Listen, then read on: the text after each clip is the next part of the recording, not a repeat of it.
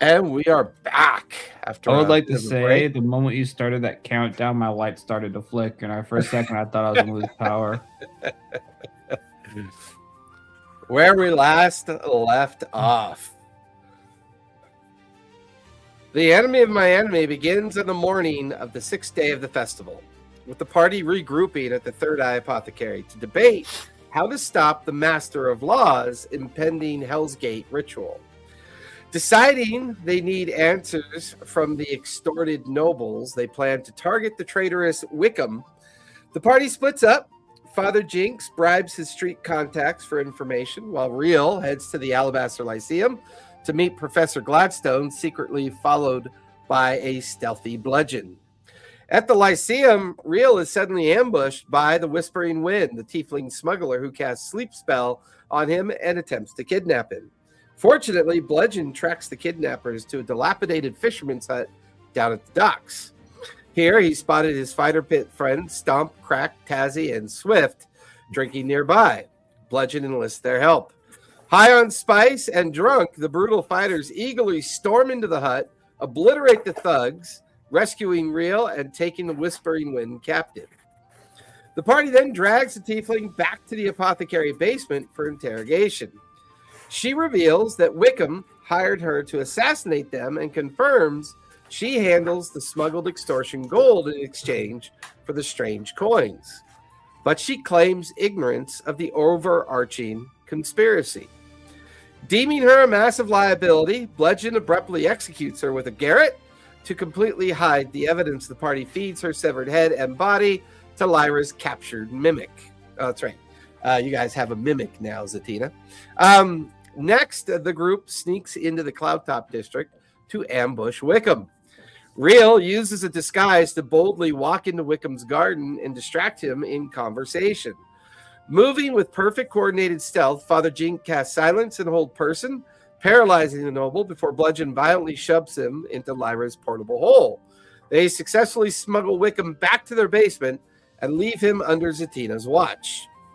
The session, however, culminates back at the Lyceum, where Rhea and the party attend Professor Gladstone's evening presentation alongside arcane scholars from Singorn, Drusar, and Rexingtrum. The scholars confirm that Yida the Traveler is a rare dragon that shifts between planes. However, when Master Caleb of the Cerebus Assembly attempts to magically identify Rhea's planar gem, he critically fails his save. The magic violently backfires, turning the gem into a beacon. The session ends on a terrifying cliffhanger as a planar gateway rips open inside the lecture hall, and Yida bursts through, demanding her stolen stone and seeking vengeance against Rhea. It's at that moment, Zatina, leaving Wickham in the care of Eldira, you decided to head to the Lyceum to join up with the party. So as you arrive at the doorway entrance to the lecture hall just as the gateway forms, and this large dragon kind of shoves their head and neck into the material plane, kind of claiming with this kind of overarching voice of victimization and vengeance on Rhea. All the scholars looking on in horror, Caleb lost in a kind of sense of paralytic magic of the gateway being open. And then things begin to kind of suddenly go quiet. The dragon begins to laugh. The laughter kind of echoes through the chamber of the lecture hall, and her large head kind of comes down to look right at Rhea, and you watch as the tongue in her mouth flicks out and kind of licks up the side of the face of Rhea. And you guys just hear this feminine dragon voice. How you doing, son? It's been a while.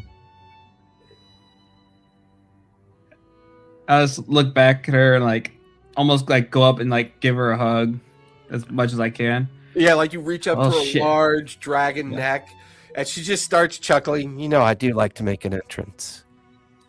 It's good to see you, Ma. Yeah, I wasn't expecting to hear the beacon cascade through the plains, but it just so happens the Council of Dragons are meeting. Could you and your friends join me? We have some questions. But what? Yeah, I've been looking for you forever. I've been looking for you for several years now. Where have you been? Well, we'll get to that soon, son. We'll get to that soon. But for now, I mean, I've been looking everywhere. I've been going place to place with this damn stone, barely knowing how it works. yeah. You didn't bother to come say hi or come get me. I mean, well, oh shit. Well, Glad to see you. The beacon. It's well, you know what? Come along. And you watch as she kind of dips back into the gateway. These like vaporous energies kind of wrap around Bludgeon, Real, Lyra, Zatina, and Father Jinx. It immediately pulls all of you into this like gateway of blue and yellow light. You watch as the gateway kind of closes behind you. And as it closes, you guys feel this momentary effect of zero gravity. And here is this large dragon kind of taking up the majority of the space. Real, how would you describe what your mom's dragon form looks like? What would it look like to people? Ida is a large amethyst dragon. Her scales are of a somewhat translucent purple. And the almost like the scale spines that go down her neck and back along the back of her body are almost float in place as if they're held there just by something. That's pretty much it. It's very just dragon, but amethyst. Her scales are literally made of amethyst, and she has like floating, a scale spine going down the back. There's a moment where all of you feel very kind of like condensed and compressed into this space that's formed within this gateway. You then watch as it all collapses around you. And Real, you're familiar with this because you then watch as all these planes suddenly explode around you. And there's all of these magical contrails that thread into all of these different planes of existence. Your mother begins to kind of look at you and seeing the worry and concern. Don't worry. Listen, things have gotten, well, interesting. And a lot of us are finding out that little stunt that Thordak tried all those years ago has created some problems. And you know what, son? There's more like me.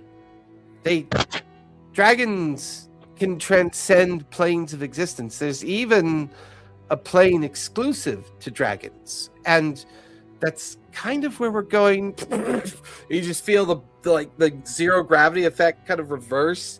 And then all of you feel yourselves land on what feels like solid ground, but it's a bit spongy and squishy. There's a sense that you're breathing, but you're not sure what you're breathing. There's a sense of environment that's kind of forming, and before long you realize that you're standing on this kind of rolling hillside of blue grass. There's trees off in the distance of various colorations. Probably what gets your attention the most is this massive citadel that floats up in the air above the forest and the hill lines. It's so massive, it takes up the entire horizon.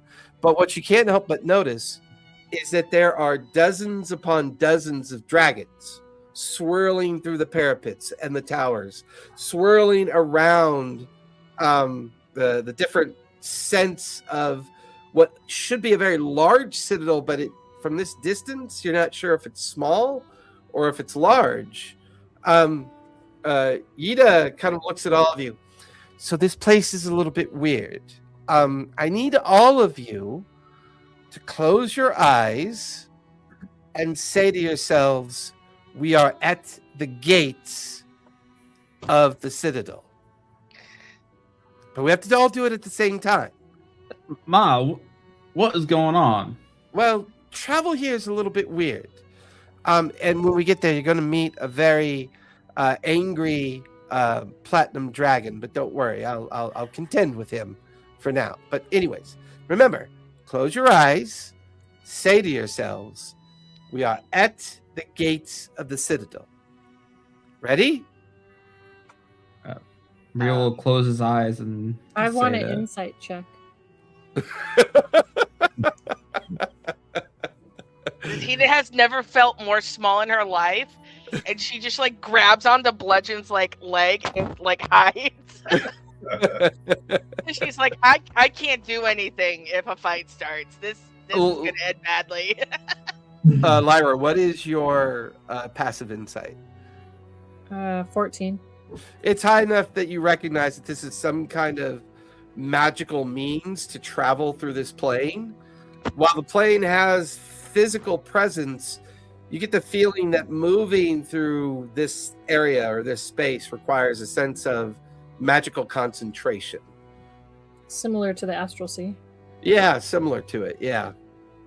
Okay. As all of you close your eyes, you feel a zero gravity feeling in the pit of your stomach. I do need everyone to make Constitution saves, if you would, please. Con saves.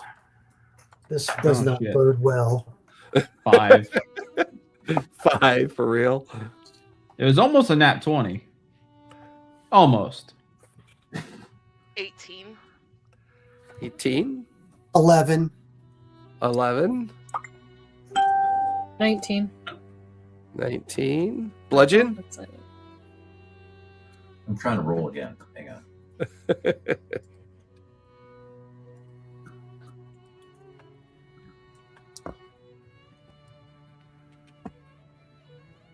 Constitution. Let's click it again. Well, remember, it's a con save. All right, where do I do that? It should be in Under your saving throws. saving throw. Yeah, your saving throw stat. Yeah, con plus 6. Got it. Oh, the doggone dice isn't rolling. Hang on. I'll get a real one. Yeah, baby. Real dice. Is it not popping up for you? No, it's just kind of frozen in the middle of the screen.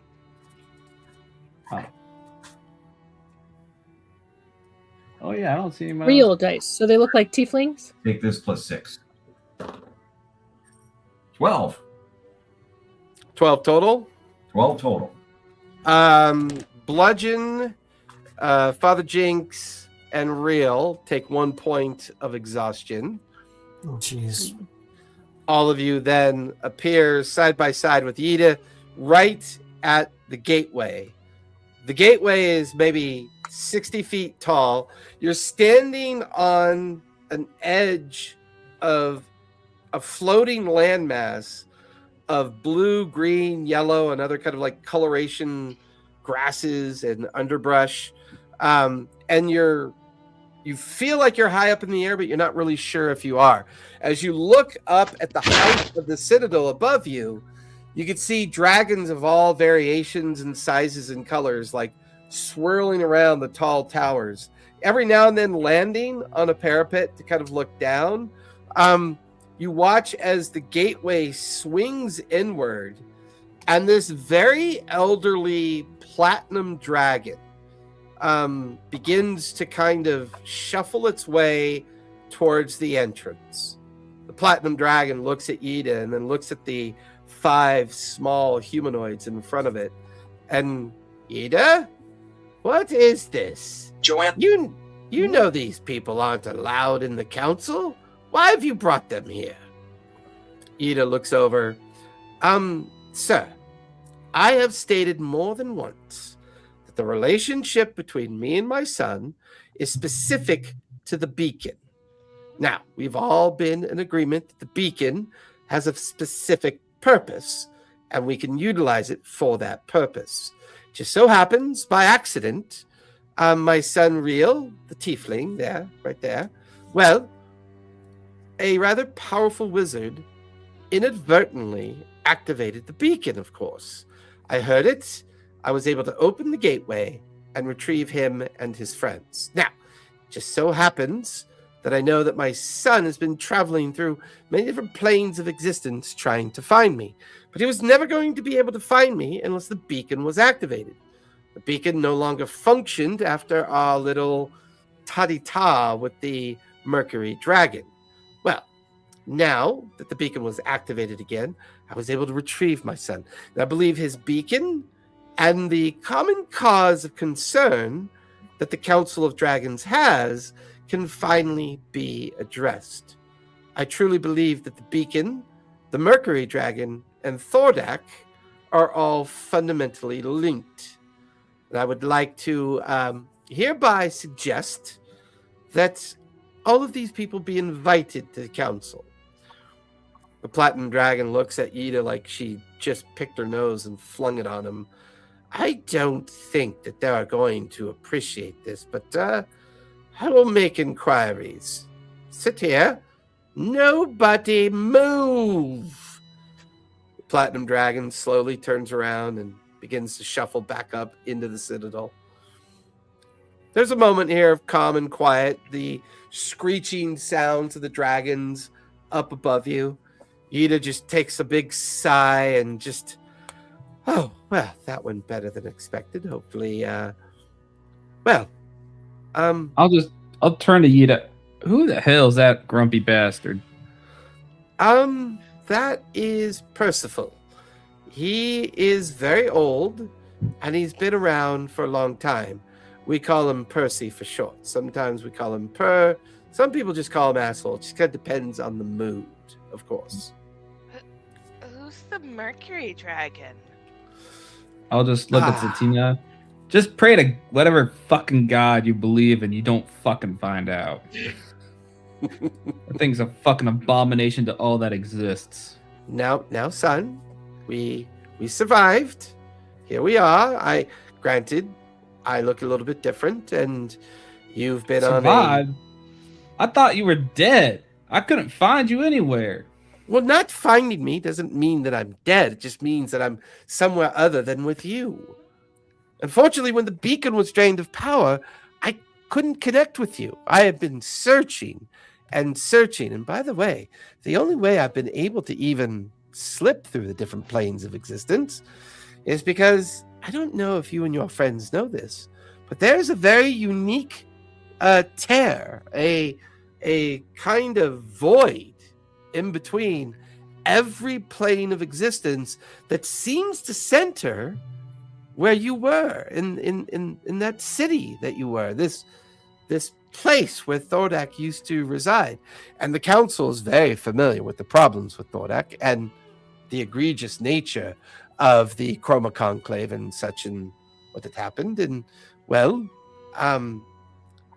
needless to say, I think an opportunity can be struck here to not only finally gain answers to the beacon that you possess, my son, but we could learn more about the Mercury Dragon and even learn more as to why this tear, this crease in Amon seems so prolifically attracted to those of us that travel through planes of existence. Well, Are you saying that Thordak, when he died trying to escape, tore some sort of wound in reality itself? Like all reality? I would say that the council and those that have studied this particular challenge, this particular problem, when the heroes of Amon destroyed the Chroma Conclave, Thordak made an attempt to cast a very powerful spell of planier shift. Unfortunately, he was destroyed mid-cast of the spell. When the spell failed, it left behind this tear, this fabric of space, time, and plane that seems to be connected to everything. However, it's not, how shall we say, predictable. It's a bit random. Sometimes you try to use it, you end up somewhere else. Sometimes you use it, you end up where you want to go. Sometimes you end up in another time of where you wanted to go. It's almost as if whatever happened, it broke something, and, well, it needs to be fixed. Especially before the Mercury Dragon finds it. If the Mercury Dragon finds it, well, needless to say, things We're can all become dead. very difficult. My next question, I turned to Rhea, I'm like, your dragon? Half dragon. Cool. Which half? Well, my mom is Ida, and I never really knew my dad, so Top half, bottom half, left half, right half, front half, back half. just Leave it to a my mom. halfling to have to validate through physical characteristics. Mm. Anyways, yes, my mom's a dragon. That's where I get my power from. My draconic sorcerer, my draconic lineage allows me to cast magic. And to answer your question, Tina, the Mercury Dragon, well, it's an abomination. In every sense of the word, it ain't right. Why? It's Because not it's a like liquid, other not a dragons solid? either. It's Jesus. hard to describe. It's like it has a shape. It has a shape like a dragon, but its skin is, yes, kind of liquidy. And it's covered Gross. in fucking eyes. All over its head, its Ew. body, eyes everywhere. Are you sure it's a The thing dragon? is, I'm not sure anyone knows really what it is. The thing is, I don't even know how it was made, but I do know how it works. You see, with most dragons, as they age, they become stronger. The Mercury Dragon doesn't age, I don't think. The more souls it consumes, the stronger it gets. It can get as strong as fast as it can kill. But it doesn't just kill you. You don't just cease to exist. It It doesn't absorbs you? consume you like you would consume a piece of bread or a glass of wine. You become part of it. Your consciousness a part of it. Eventually, even the soul of the Mercury Dragon, whatever it once was, isn't strong enough to overcome the consciousness as it consumes. It has a massive identity crisis, let's just say. It drives a damn It has thing an mad. identity crisis. Oh, shut up, Callista. Oh, Lyra, my bad. But yes, it has a severe case of imposter syndrome that has sent it past the pit of madness. Truth be told, I'm pretty sure it could just consume and just get stronger and stronger to no end.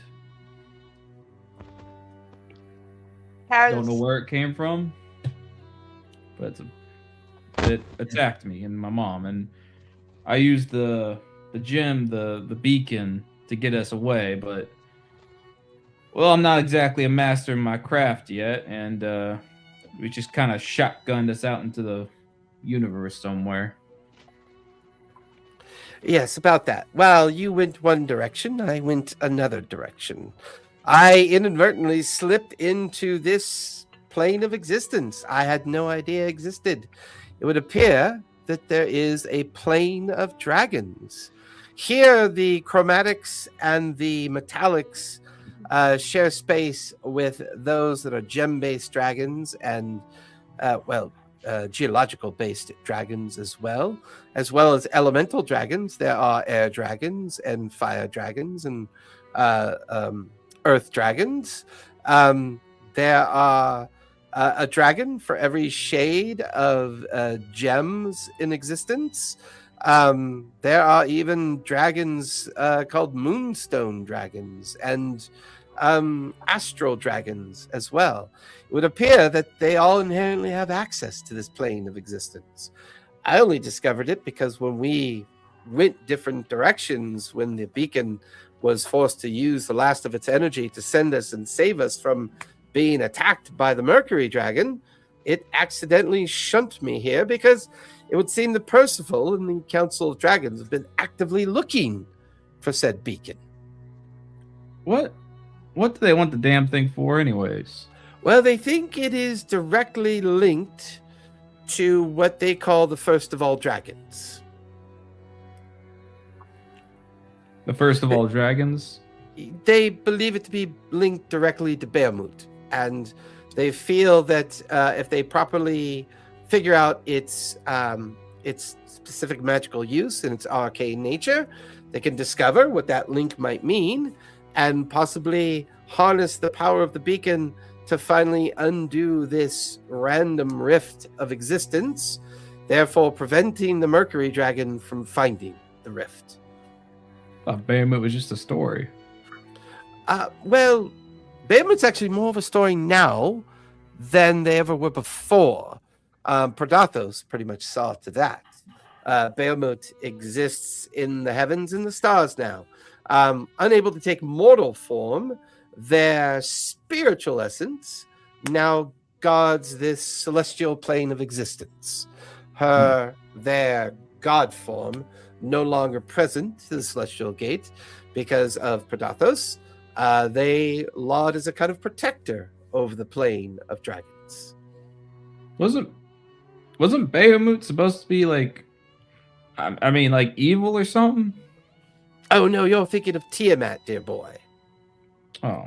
Behemoth is the great platinum dragon, the origin of all the metallic dragons. The origin of what you might call the good versus the evil.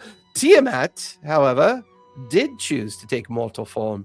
She wanders Exandria in a kind of condensed dragon form. She chose not to flee like the others did. That's okay. We'll deal with her later, of course. Has the Mercury Dragon ever been to the material plane? Because, I mean... Oh, heavens no, dear halfling. If the Mercury Dragon were ever to figure out how to get to the material plane, that would be very bad. Very bad indeed. Tina makes a face like, I'm a gnome. Sorry, gnome, halfling. All little people look the same to me. A bit of a tasty morsel, more so than a humanoid. But anyways, my apologies. Well, you said that this all had to do with something centered at Ammon, right? Yes, Thordak's Scar, the place that he attempted his planar shift. If the Mercury Dragon were to ever figure out how to control what that has revealed, that would cause great harm to many people. I'm not sure exactly how much you and your council know, but there's some really fucked up shit going on right now with the what was that damn lady's name? The Master of Law. Oops. Open Sesame. Why are my notes not open? Well, and there's Lethwin. No, Lethwin is the cleric of the temple. So, anyways, Ammon has a citadel, kind of like this one, but it's not floating anymore. The law, whatever her name was, I don't care. She's doing some kind of ritual involving a devil she's captured, some kind of sacrifice that may or may not include the entire city, and the repowering of that citadel. And we're trying to figure out exactly what she's up to before she, does anything. Oh, it's a shame. Ammon seems to finally have a bit of peace, and here they are, back from the frying pan, back into the fire yet again.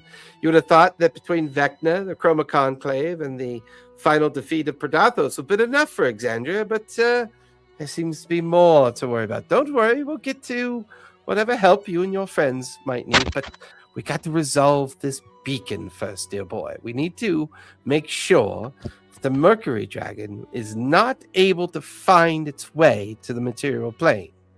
Are we in agreement of that, at least? Well, I am. Good. That Now, sounds more than reasonable. you watch as the Platinum Dragon reappears. Percival reappears at the walkway coming towards the gate. Very well, Yida. You seem to have convinced at least part of the council that there might be value to this. The rest of you, follow me.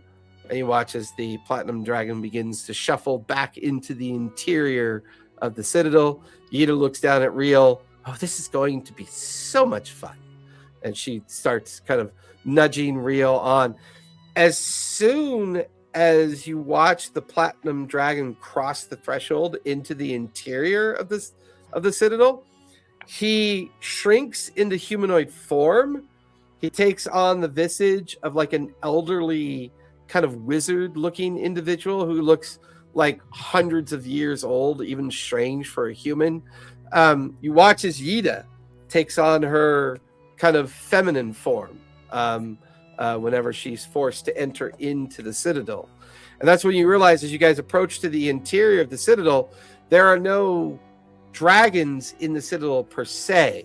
You can see all these kind of like very crudely misrepresented humanoids of very kind of obvious tropes.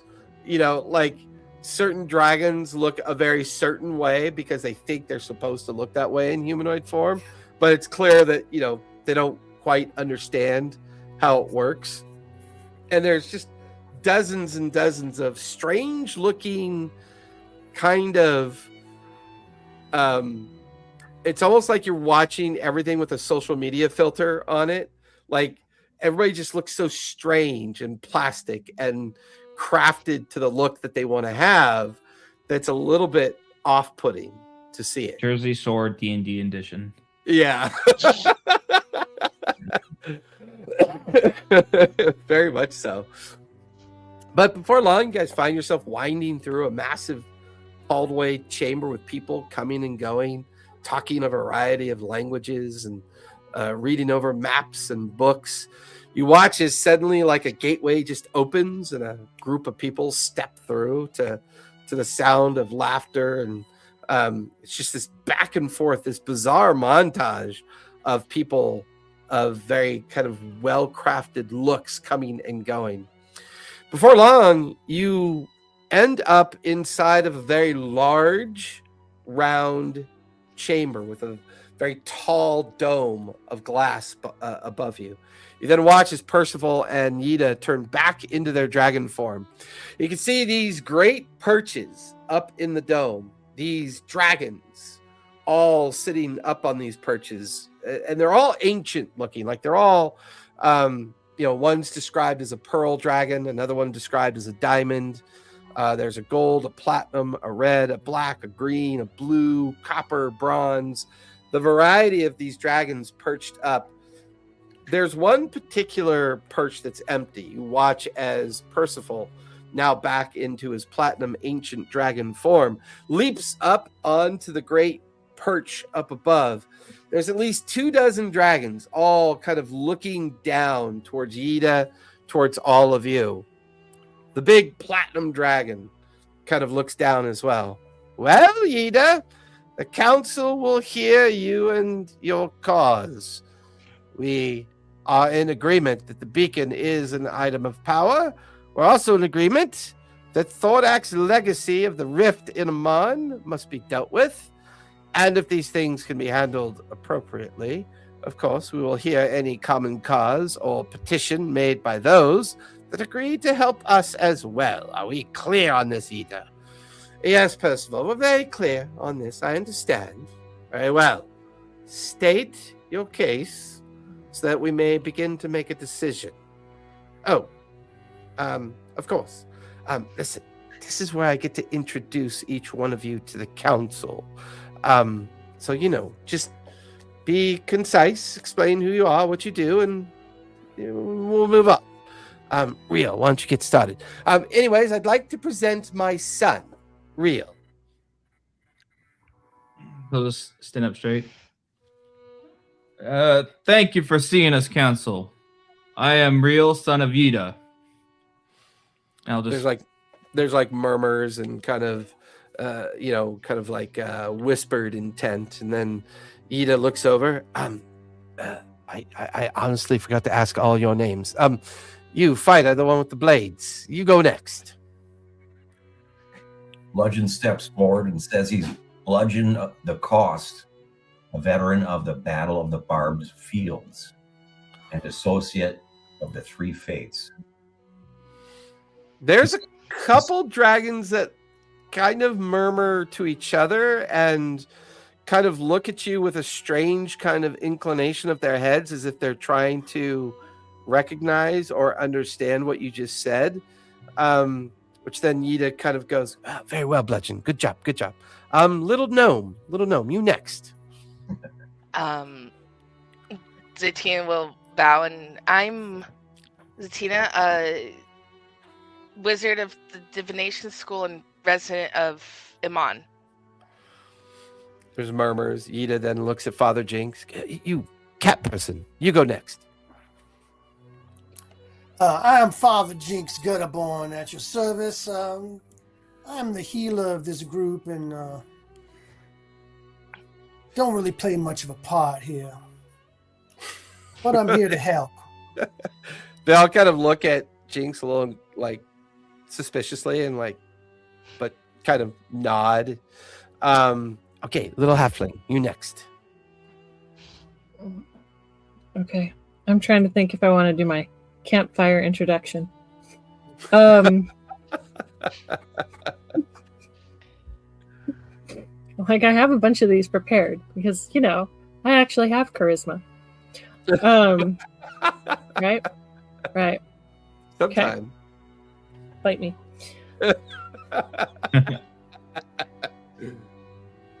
I'm Lyra Underbow, though most folks just call me Leaf Whisper. Has a nice ring to it, doesn't it? Sounds like I'm mysterious and wise, instead of a reformed liar with a talent for talking too much. Used to sell miracle tonics on the Kimmel Road. Cure-all elixirs, guaranteed to fix heartbreak, warts, and bad decisions. Only problem was, they worked about as well as a prayer to a rock. But one night, the wild mother decided I'd lied enough. Found me in the woods, bleeding and lost, face to face with this little beauty. Like Real's Am I talking too much? Am I talking too much? Ida starts laughing. Some of the dragons up on their perches start laughing. Very well. I, Percival, recognize Shazah. You go first. You watch as this gold dragon kind of comes off the perch and lands right next to Ida. We know that beacon belonged to Thordak at some point. That beacon calls to the Mercury Dragon. We all know this. We all in agreement of this. The suggestion here is quite simple. Destroy the beacon, take away the power of the Mercury Dragon from ever finding its way to the material plane, giving us the time required to deal with this Mercury Dragon. I say this is the safest of the solutions. I understand, Shiza, but listen, you must realize that this beacon is the only way that me and my son can move between planes of existence. We need this beacon, and therefore we cannot just simply give it up. I think our time would be better spent in figuring out how best to fix the rift in Amon, therefore closing it off from Mercury Dragon, allowing me and my son to use the power of the beacon as to what it's intended for, so that we can all be on our merry little way. Percival looks down. That is not an option. All the dragons kind of all share equal concern. Rift, the beacon coming up in like periodic murmurs and back and forth as you can hear all the dragons kind of like. Percival finally goes, silence. He watches all the dragons kind of calm down. You're going to watch as a very kind of like slight looking copper dragon drifts off of their perch to land next to the gold dragon. The copper dragon kind of stands there with its arms folded and its heavy chest looking at everybody. Why do we always talk about destroying things of power? Has this situation with Predathos not taught us anything? We need to use these devices for what they're intended for. If this beacon is directly or possibly inadvertently connected to the Mercury Dragon, well, then I say we hire these good folks to find the Mercury Dragon, solve the riddle, destroy it, bring back proof that the Mercury Dragon's been destroyed, and then we shall help them close their rift. I think that's only fair, since that seems to be the focus of their minds at this point. The rift, and these 5 individuals are so noisy. Something about a rift, chaos in a citadel, a lawmaker looking to destroy a city. They need to focus. They need to focus. The copper dragon flies back up under the perch. Ida kind of takes a moment. Percival, give us a moment. Ida guides all of you off to the side of the rounded chamber. Listen, the dragons here can inherently read your surface thoughts. It is forbidden for them to read more intrusively, but they are now pretty aware of your concerns back in Amman. I think if we agree to help them, they might agree to help all of you. So, explain to me about this demon that you need to rescue? I don't know about rescue. The team will happily he's info part- dump everything. And we're like, we're not entirely sure, but the demon, the Bone Devil probably wants to incite an incursion from the Hells, but it looks like he was outplayed for reasons we're not 100% sure yet, which We think they've captured him to use him as part of their ceremony. right, now he might be the linchpin for whatever Nefarious plot they have going. nefarious yeah. Maybe we don't need to let him go, but maybe we can foil the plot some other way and keep this guy still caged. I mean, we still don't know what the Master of Law's plan is. It's not good, clearly. Well, what if the plan is to power up the rift further? To open it more? Now that I'm thinking about it. Right. So the Mercury Dragon can't currently enter the material plane, right? Well, it could if it knew how. Well, Or if it knew we were here. I don't know what it knows. That thing's fucking insane. Literally. right. As insane as it is, though, with all the souls it devours, does that mean it has the collective knowledge of everything it's devoured? Yep. It's part of the reason why it's going insane. Yes. So Maybe the soul of the Mercury Dragon is a conglomeration of everything it consumes. Now, the most powerful souls are often the ones that come forth, but it's always fighting off all the others, and its intelligence is not to be, Could that be what killed Davrix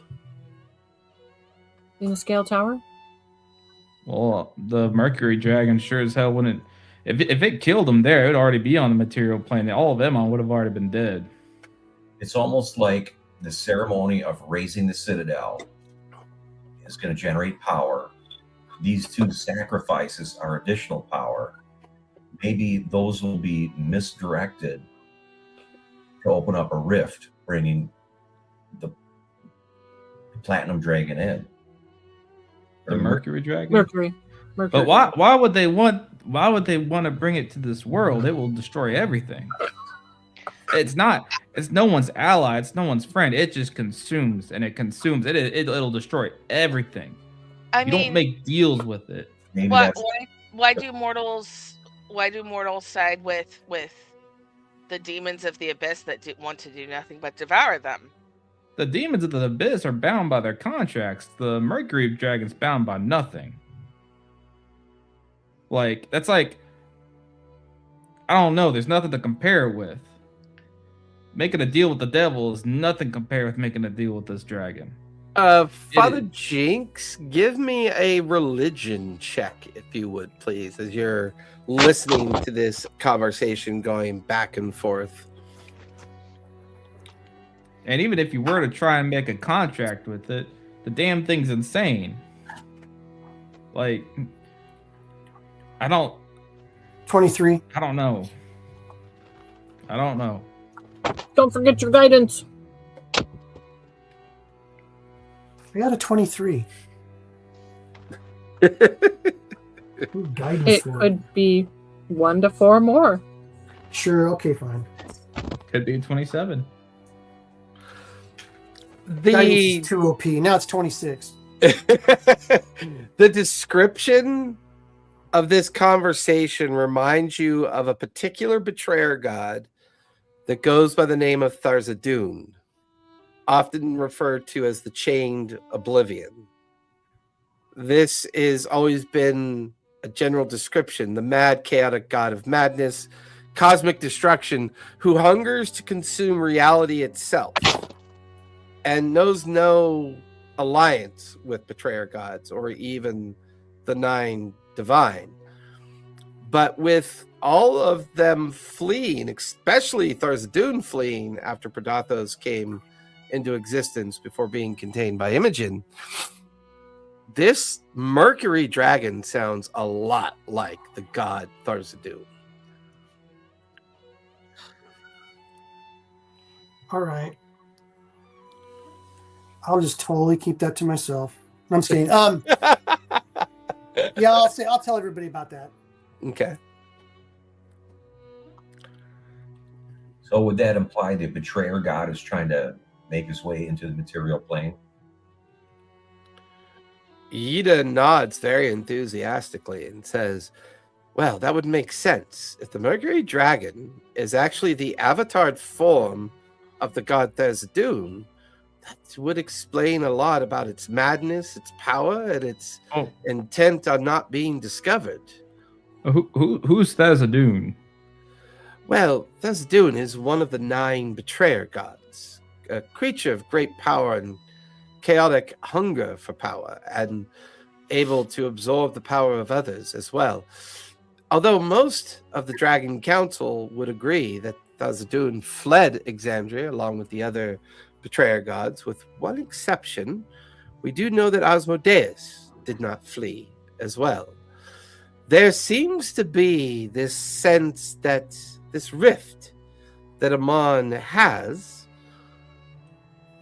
well, it's a place where people can wield power, because one of the things that I have not told the council yet, my son, is that you and your friends' thoughts turn to the idea of traveling through time, or the notion of shifting through time.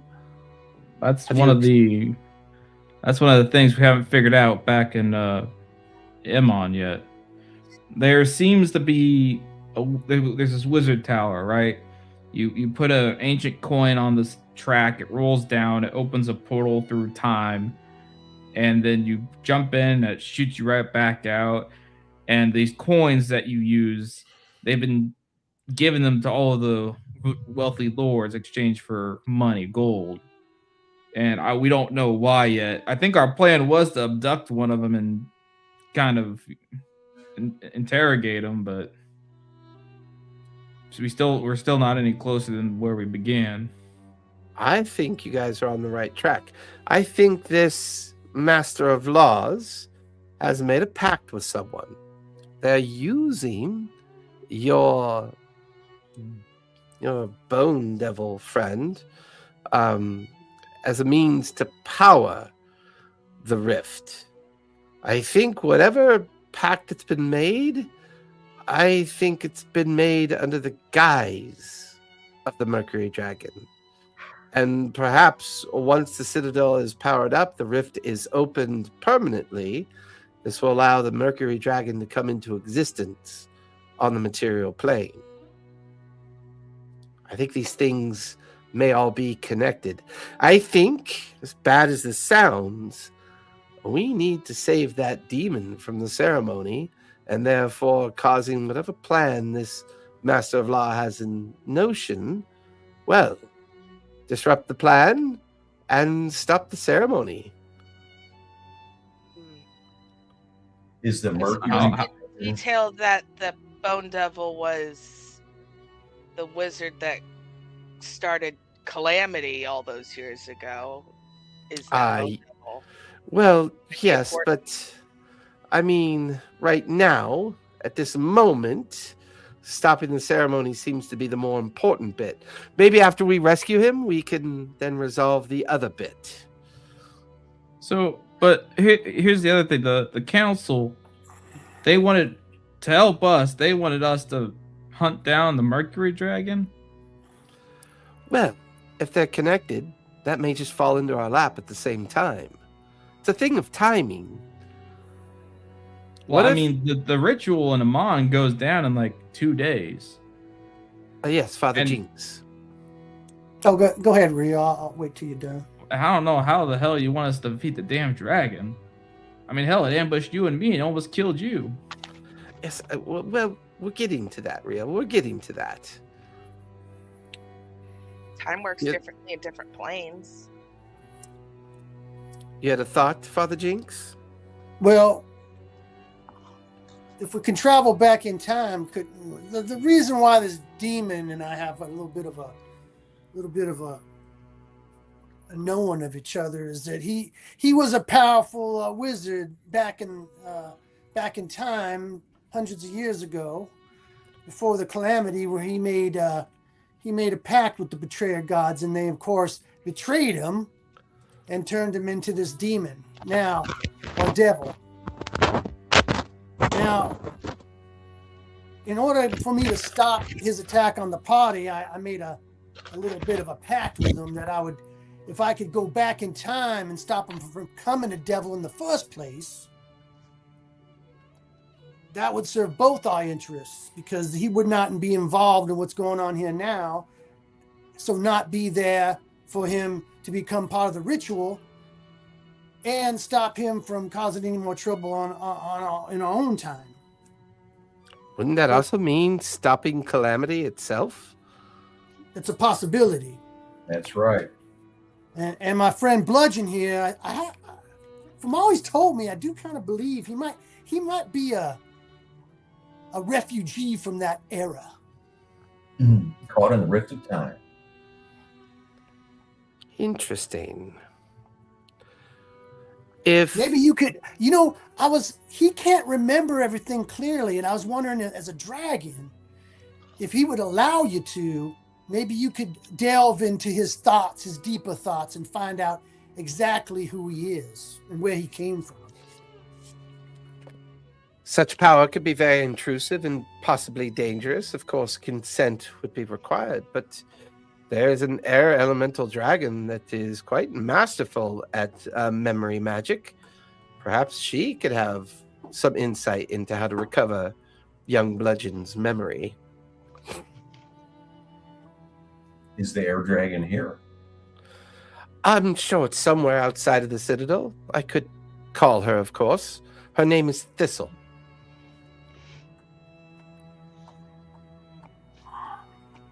Let's put it on the list of things to do. So, the main thing is, are we in agreement to rescue this Bone Devil? For starters. Once we rescue it, it stops the ceremony. Then perhaps we figure out through Father Jinx a method of slipping back into that one particular period of time where we prevent the wizard from becoming a Bone Devil. therefore making all of this moot. Whether or not calamity continues, I mean, the possibilities are endless, unfortunately. A moment of time has happened. To undo that moment of time means that you're undoing something that isn't meant to happen. Therefore, even though we may undo this, if it's meant to happen, it's going to happen another way. But it takes the devil out of the equation of whatever the Master of Law is attempting to do. Well, we need to save Lethwin too. Oh, she So captured she's as got well. Lethwin as well. Yeah. Oh. I'm familiar with Lethwin. We've- I can hear her call to prayers from time to time. She's also been captured as part of the ceremony. Oh dear. It's getting more and Master more... of Law had her arrested for crimes that the Master of Law was doing. Are we sure that maybe not taking out the Master of Law directly may be the more pragmatic approach to all this? I don't know Possibly. if it would stop the... I don't know if she's the only one that carries through the ritual. Well, we could assume... Veris, the- we never really thought or talked about that. Well, we can assume that these nobles are somehow involved as well. Mm-hmm. They've been trading the ancient coins for lots of cash. special coins, right? The one thing I can tell you with absolute certainty, that nobility that's willing to give up their real wealth for a fictional magical item of wealth are doing it for only one reason: self-preservation. Whatever the Master of Law has planned, it also includes preserving the lives of the nobles, or at best, they think it does. It's quite possible that they could all be part of the ceremony in a very unwittingly way as well. And the ancient coins are the... not like trigger that includes them in the ceremony? Oh, they talked about those tethers. Mortal tethers? I wonder if they all become tethers. Because By they having these now have coins. the special coins, and some of them have given enough ancient of Mortal the ancient anchor. coins. They called it Yeah. a mortal anchor. Mortal anchor. I think your Master of Law is going to conduct a ritual that will use the rift of Thordak's legacy, an attempt to anchor these individuals to consciousnesses of their past. There's something that this person is attempting to bring in to the material plane of existence. Other Thought it was consciousnesses or other... Well, Thordak is truly destroyed. The gem is shattered. And Yeah. the plane of He fire saw no his longer has the keeper of the gem. In You- fact, that beacon that my son possesses is a mere fracture of what the gem used to be in its entirety. That is how powerful it truly is. This leads, this we know is connected to Thordak. We know this to be true. But it's the final remnant of his existence. We know him to be dead. What if you said that there was one betrayer guard still lurking around that hadn't run, Asmodeus? Asmodeus, What yes, if she's working with him and he's trying to make another bid to come to the mortal plane? Asmodeus will not attempt to come to the mortal plane as long as Predathos is still contained within Imogen. As long as Predathos exists, Asmodeus will not shift into this reality. If he has access to that rift and therefore a hole in time and space, he can possibly change that. Maybe. Is the thought maybe that the Master of Law has made a pact with Asmodeus to use this rift to somehow connect to another place of time and purpose? I mean, it would be far. I mean, isn't that kind of his shtick? Making pacts with mortals for his own benefit? Well, he is a very cunning. Well, they are a very cunning individual, not to say the least. I think, unfortunately, Amon has become a nexus. There is something very powerful at play. I agree with all of you on this.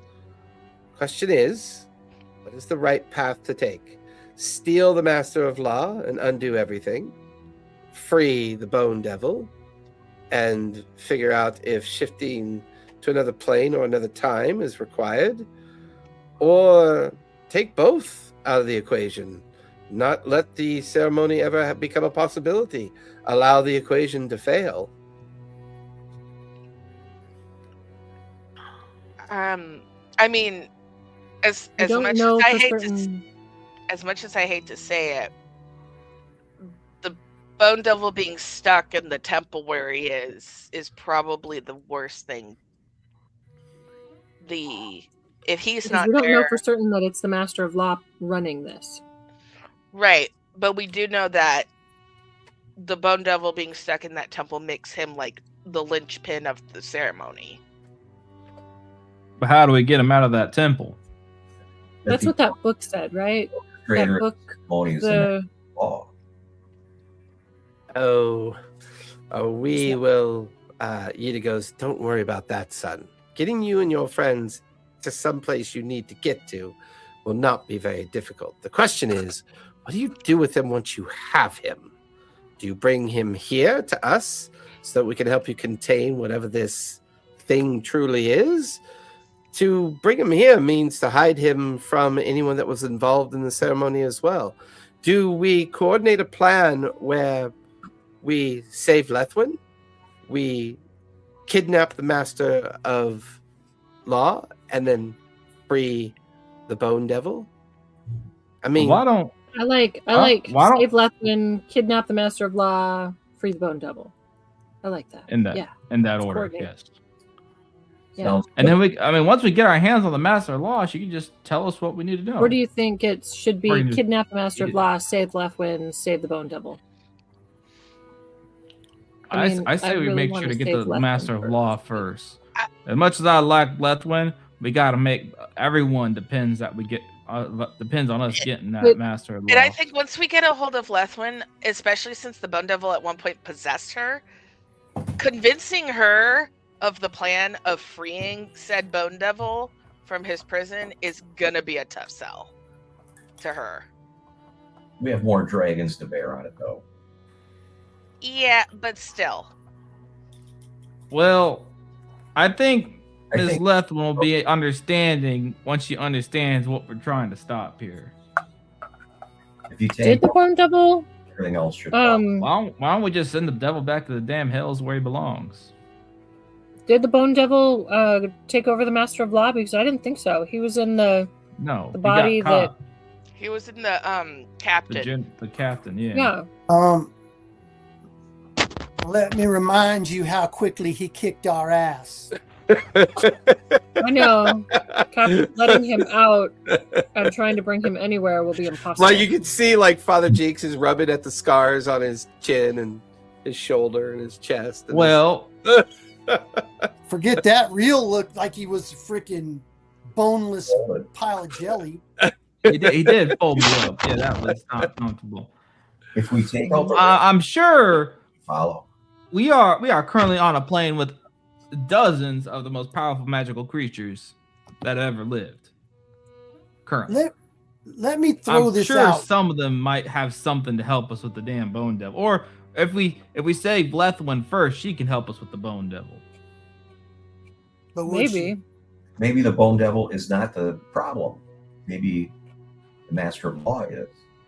Well, that's why I say capture the Master of Law, save Lethwin, get the Bone Devil out of there so he don't be a part of this shit. And honestly, I mean, he can fuck off for all I care. Well, he's not going to. Save the cheerleader, save the world. Well, I will tell you this. The way I look at it, we're on a time clock right now. We've got like, 1 day to complete all of this. Right. We can do one thing. I'll look up to Emma. Does time work differently here? Do we have more time here or less time here? You have more time. Where I've brought you is for every hour that you're here, a second goes by from back home. Okay, so All I right. think we're okay for Well, right now. So this is definitely not the Feywild, son. right. Well, so here's what I'm saying. It's a self-imposed time limit. If we go back in time, we have all the time in the world to complete it, and we're dealing with people that don't know we're coming. We're dealing with enemies that don't know we're coming. Well, how far And back? won't have we any talk- idea we're coming. Well, how So I far think back? Before let me look. Before the calamity, back when what's his name? Before it became a bone devil. Before the magic user was turned into the devil, which is Ah, Now, gotcha. before That's the calamity. assuming. That's assuming we can get back into the scale tower. That's assuming it takes us back that far, and that we can stay there long enough to do what we need to do. We have the devil, the bone devil, in a cage now, nice and safe. If We don't have him in a cage. Somebody else has him in a cage, getting ready to use him for, nefarious purposes. Master of law and win, big point there, then everything else should follow. The cage will be ours. We can rescue Lethwin, and then And where is she at right now? we'll have to Well, find when we capture the Master of Law, I'm sure we can beat it out of her. we also have this If we thing. know where she's at. or I when think she's I at. did a sending to Lethwin, and she said that Yeah. she was being taken to. The prison halls of the Master of Law Judgment house. House? Yeah, the Judgment Yeah. House. So Might be the they're all easiest thing gonna is just to kind of be get in her the back. same place. Well, they All would right. be a very important asset, wouldn't they? And we Um, need something to open up that treasure room in the Judgment House too. I And- think I know who has the key, though. And also, the Judgment House is kind of filled with zombies right now. Yeah, but only I think we could deal with some zombies. I Fair. think the last time we didn't fight them just because we didn't want to make a ton of noise. And if I recall correctly, they were kind of looking for us. She kind of had the guards looking for us. Who was she? The Master of Law. Master of Law. We are in a complete unknown to her. She knows we know something. Real will just start kind of giggling to himself. Where is Oh, the And her, sorry, her I'm just- chest, her chest disappeared from her bedroom. You mean her mimic? Mimic? Yes. How about this? Let's go capture the Master of Law, and if she doesn't tell us what we want to know, we feed her to the mimic. It worked last time. That depends. The mimic was in her bedroom. She may be friends with the mimic. How can we find out where she is? He's dragging. I mean, Well, Cry on her. Tina, can't you do something to find her?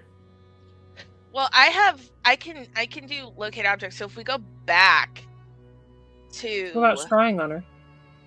I can't scry, not yet. By the way, what Well, level are you, let's Zatina? I'm 6th. What level is everybody else? I'm 6. Okay, that's what I thought. How about if we get a dragon to scry, we can find out where they are, and maybe they can teleport us right on top of her, and we fight it out. That's not a bad idea. But wait, Ma, didn't they say something about us wanting to help them with this damn Mercury Dragon first? Or something? Yes, but I'll take care of that right now. So give me a moment. You watch as Yida kind of walks back into the center of the council chamber.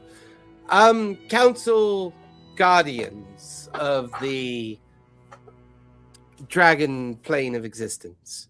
My son and his friends have agreed that they're going to use the beacon to attract the Mercury Dragon and defeat the Mercury Dragon.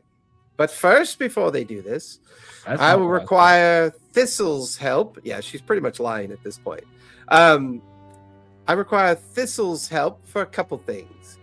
Thistle, being a very powerful wizard of divination, can help scry on a particular person that we're looking for, as well as help recall the young bludgeon's memories to better help him understand his connection to his past. Are we all in agreement with this? You watch as all the dragons nod their heads, and Percival looks, very well, Yida.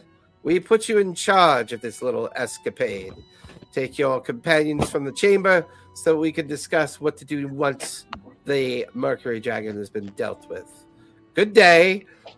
Yida's like, okay, now everybody out. Let's go. Go. Out. She kind of like hurries all of you out of the chamber, and then as soon as she steps over the threshold, she's back into her female form. Well, sorry I had to lie, but they're not going to care one way or the other. I think we give Thistle's help to figure out where the Master of Law is for starters, and then we can use or see if Thistle can recover Bludgeon's memories, and then we, son, can you hand me the beacon for a moment? Don't do it. I'll reach into my bag and I'll like pull it out and unclip it from the clasp on the inside of the bag and just hand it to her. She'll take it. You watch as she breath weapons right into the beacon.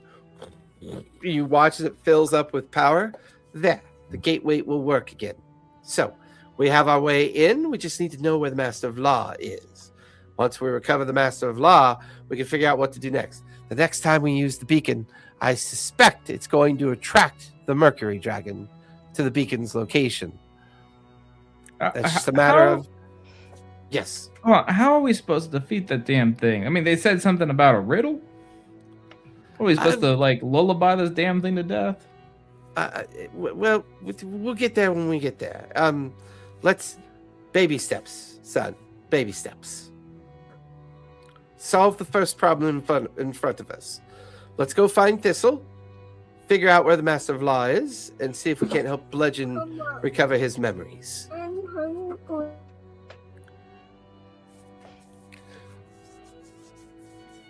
All right. We gotta start somewhere. You guys find yourselves wandering the hallways, and you're kind of guided into a rather strange-looking library. A mixture of statues and bookshelves and books, and kind of all in very avant-garde positions and places. There's a very kind of thin and slight-looking person sitting at a table, and Yida's humanoid form sees Thistle and goes, Thistle, could we bother you for a moment? Thistle looks up from the book she's reading. Oh, visitors. Of course, Yida, what do you require of me? Listen, I need you to scry on somebody for me, and then I need you to talk to this young man here that goes by the name of Bludgeon. He will have questions for you. You know those memory things that you can do? Maybe help him regain his? I don't see why not. I'm always eager to do a favor for you, Yida. And she kind of smiles. And very well. Who am I looking for? Somebody describe them for me so I can reach out to figure out where they are. Can I try and quickly sketch a picture? Like a charcoal drawing? Yeah, you can give me performance or history on that one. Performance. Ooh, 21. 21. Thistle looks at the drawing. Oh, well. Closes her eyes. You watch as the invocation of the sending or the scry spell begins. Her eyes are rolled back into the back of her head. She's lost to only her voice as she is now blind and deaf as she reaches out to try to find where this Master of Law is. Oh, well, your friend is in a very large Gothic-looking structure. There seems to be a cleric of sorts with her as well. She seems bound in chain, and she's being led somewhere. Let me see. I'll follow. Oh, her mind is quite fractured. This Master of Law, their mind is adrift, almost as if they are taking on a multitude of personalities at the same time. It's very strange. I've never really incorporated such a mind before. That's got to be. It's not her then. Fuck. That's part of her. That's going to be Thulsa Dune. Was it? Thursa Dune? Thorazin. Thorazin Dune. Thorazin Dune the Chained. The chained oblivion. So the Master of Law was chained and bound. Lethwin was. Lethwin was. Okay. Yeah. She describes a cleric that is chained and bound and being led somewhere. She describes the Master of Law. Her mind is very fractured and kind of very adrift and distracted. They seem to be somewhere in the Judgment House as you recognize the description of the Gothic stone feature. You begin to listen to Thistle describe very specifically that they're in some kind of basement prison of the Judgment House. She describes it in very keen detail. Yida then looks at all of you. Good. I can open a gateway in there, and we can retrieve both Lethwin and the Master of Law at the same time, of course. You said that the Master of Law, her mind looked fractured? She's deaf and blind. She can't hear you right now, son. You have to wait till she comes back from her scry. Could this Thorazin Dune have some kind of presence within her? Well, if it is, it's extra planier. I mean, after all, the Mercury Dragon, or if the god Thorazin Dune attempted any kind of attempt at connecting to the physical plane, that would expose them to Predathos. I don't think that Thorazin Dune would take on that risk. What if she somehow encountered briefly the Mercury Dragon and her mind's all messed up from it? She met if she met the Mercury Dragon, I don't think she'd be alive to tell the tale. But at this point, he just shrugs. Maybe because the Master of Law, do we know if she ever went to Thordak's Scar? Good question. Do I remember her ever going out that way? No. I mean, access to the Scar is pretty restrictive. You have to have permission to do it. She is responsible for signing permission to allow people to have access to the Cloudtop. However, you got all your permission and access through your mentor. Davrix. Yeah, from Davrix. So... And we've never met her. I think you've seen her, but not met her. We met her briefly when we were dealing with the halfling thieves. Yes, that was the one time you guys met her. And she seemed pretty with it then. But she wasn't really interested in going after the halfling thieves. Because she didn't even want to. She didn't even want to assign any guards to going after the halfling thieves. Do you think it's because they didn't want them running into the Bone Devil? You think she knew that it would escape? Or maybe she knew that. Well, because the Bone Devil was possessing one of the halflings. Yeah, the scout first that we saw, and then I think she let him go. Decimated all of them. Could the Bone Devil be impersonating the Master of Law? And what we saw, the Bone Devil, the Bone Devil got caught in a trap, didn't he? Well, the Bone Devil is in the currently captain's body. An illusion. One of the I think the captain of the Cloudtop District, and he entered the temple at the top of the judgment hall, and now he's trapped in there by some summoning circle or something. Okay, so we're assuming that he will be sacrificed as part of the plan. I mean, Law is acting on her own behalf right now, but something's afflicting her with her multiple fracturing. either she doesn't know, or her memory's been altered for her not to know that thing's on top of her own justice hall, or she's in on it. Yeah, I don't know if she's in on it or not, though. It could be that her mind's all fractured because they've, Tampered with it? her mind's been tampered with to keep so that they could use the justice hall with impunity. Or who would that be then? I don't know. Someone playing in the shadows. But it can't be the Bone Devil, because otherwise that would mean the Bone Devil got caught in its own trap, and that seems Right. ridiculous. Unless that's part of the trap and he's using us. That is That's true. what I'm saying. Maybe the Bone Devil isn't caught. Maybe the Bone Devil is inside of the Master of Law, and what we saw was something different. No, he could I still guess we be can go in. find out. He could still be in that area. He could be lying to us about the fact that he's trapped in there. Bludgeon's solution is let's drop in there and kill everything, and then we can sort it out. That's honestly the way this is starting to look. So I agree. Okay, I just want to state we're not killing Lethwin. No, Well, all not Lethwin, not the Master Law. What then? Well, right. Eliminating all possible errors. Lethwin's been killed enough in the recent, campaign. I mean, Oh my god. Lethwin's probably the BBEG. Oh, let's not think about that.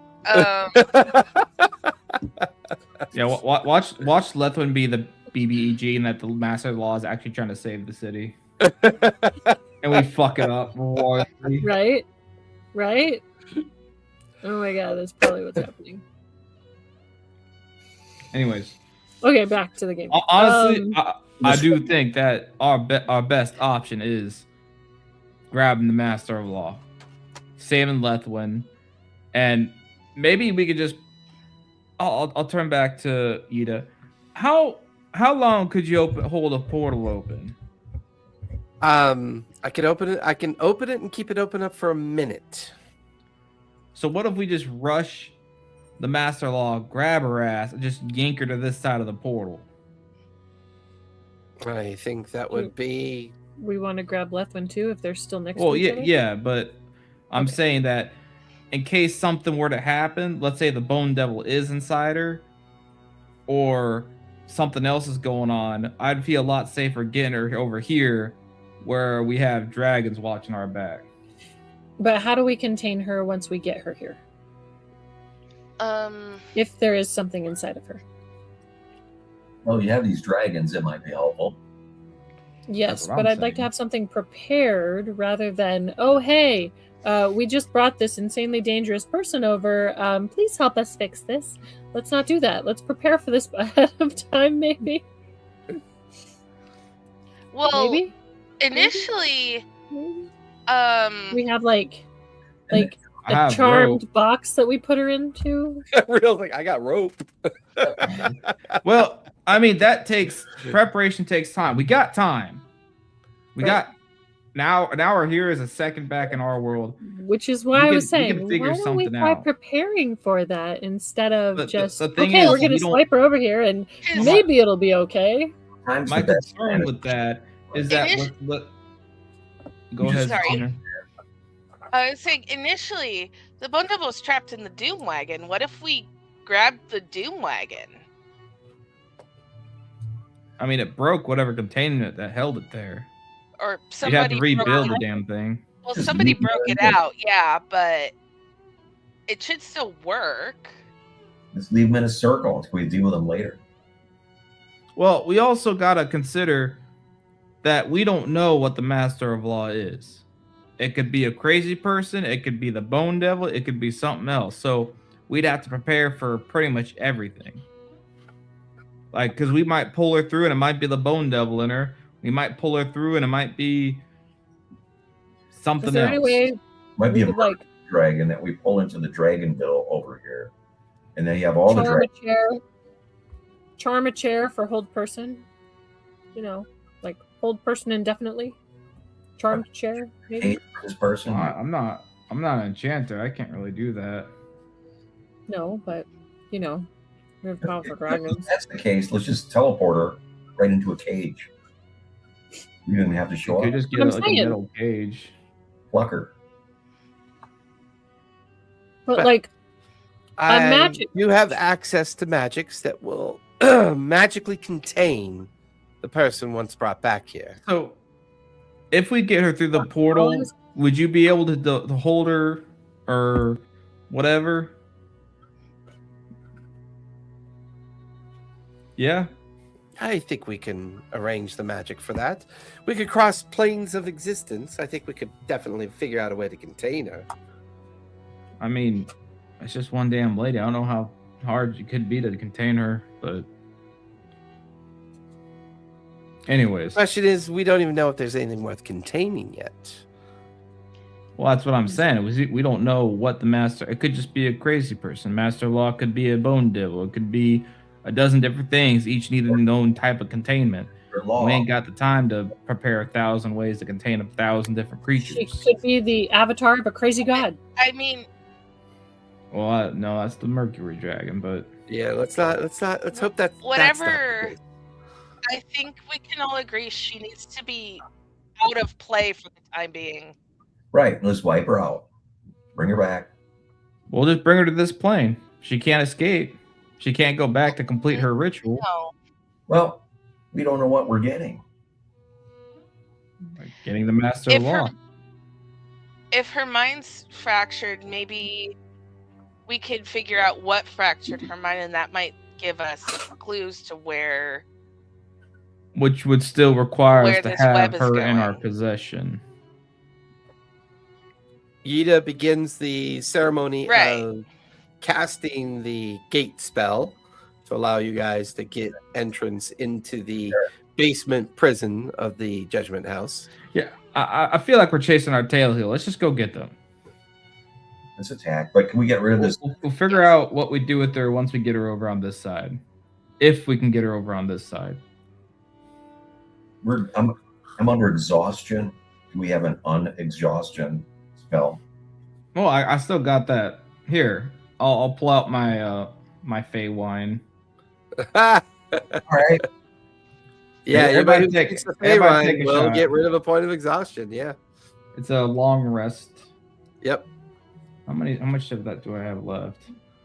I got get 8 like- uses left. Yep. 8 uses. Yeah. Good. So I take one, Bludgeon takes one. Would anybody like some magical Fey Juju wine?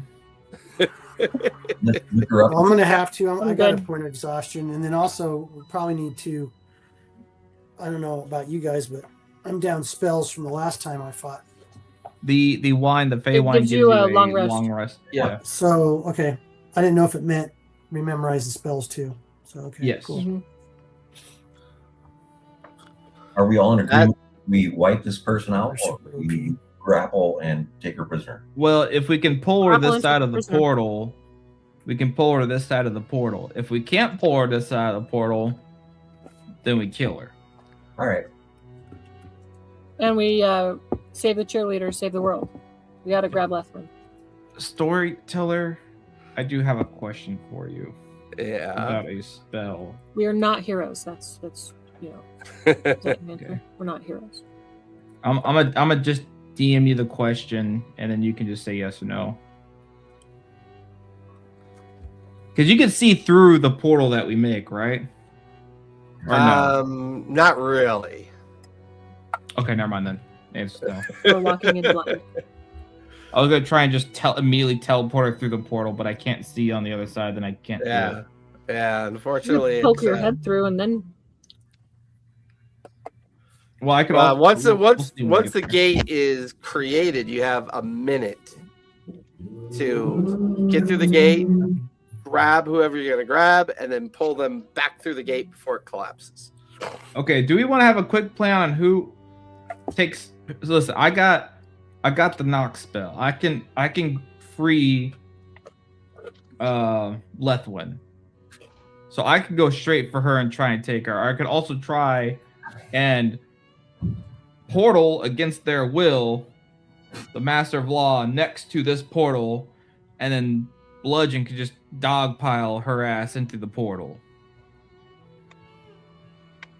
So who do we want to send after who? Or are we just gonna wing this thing? You know, I think of the two of us, you have the more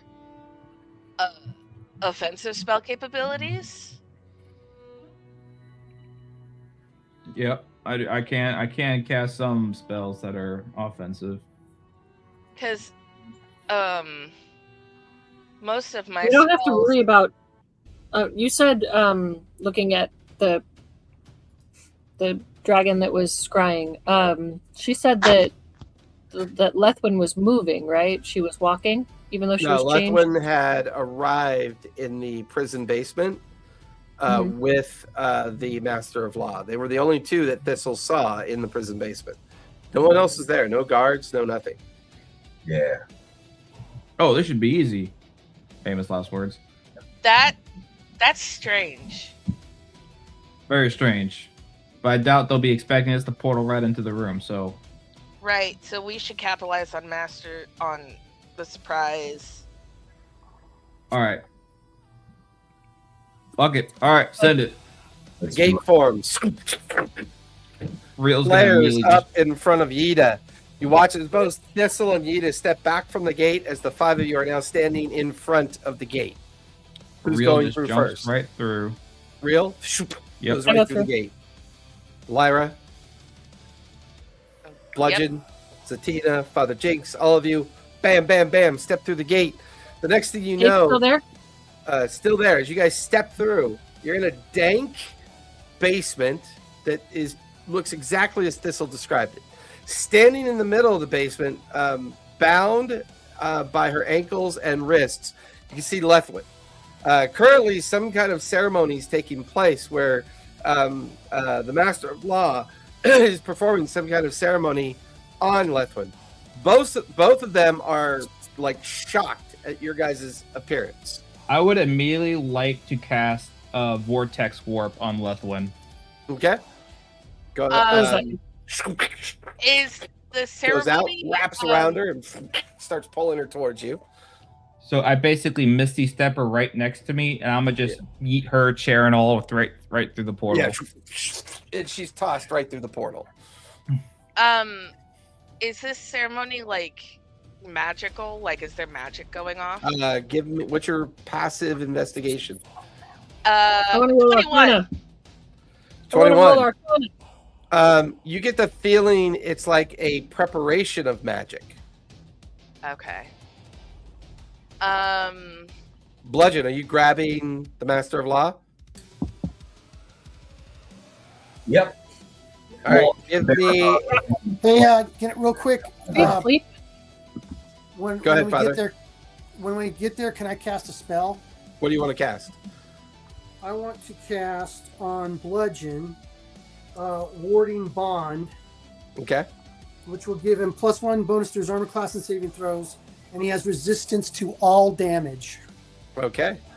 You immediately ward Bludgeon. You guys watch as Bludgeon leaps towards the Master of Law. At the same time, Real Vortex whips Lethwin over to him. He tosses her through the gate. This is all kind of like happening fast and simultaneously. Bludgeon, as you start racing towards the Master of Law, give me a dexterity check or a strength check. Your choice. I'll go with strength. Go for it. 9. Is she? Let me use heroic inspiration and renew it. Go for it. Is she a caster? Now, do I add yeah. do this like luck or Any 1 to 4 or anything? Technically, this is an ability check, so yeah, you can add a D4 for guidance. All right, I rolled 16. Now I'm going to do a D4 for guidance on top of that.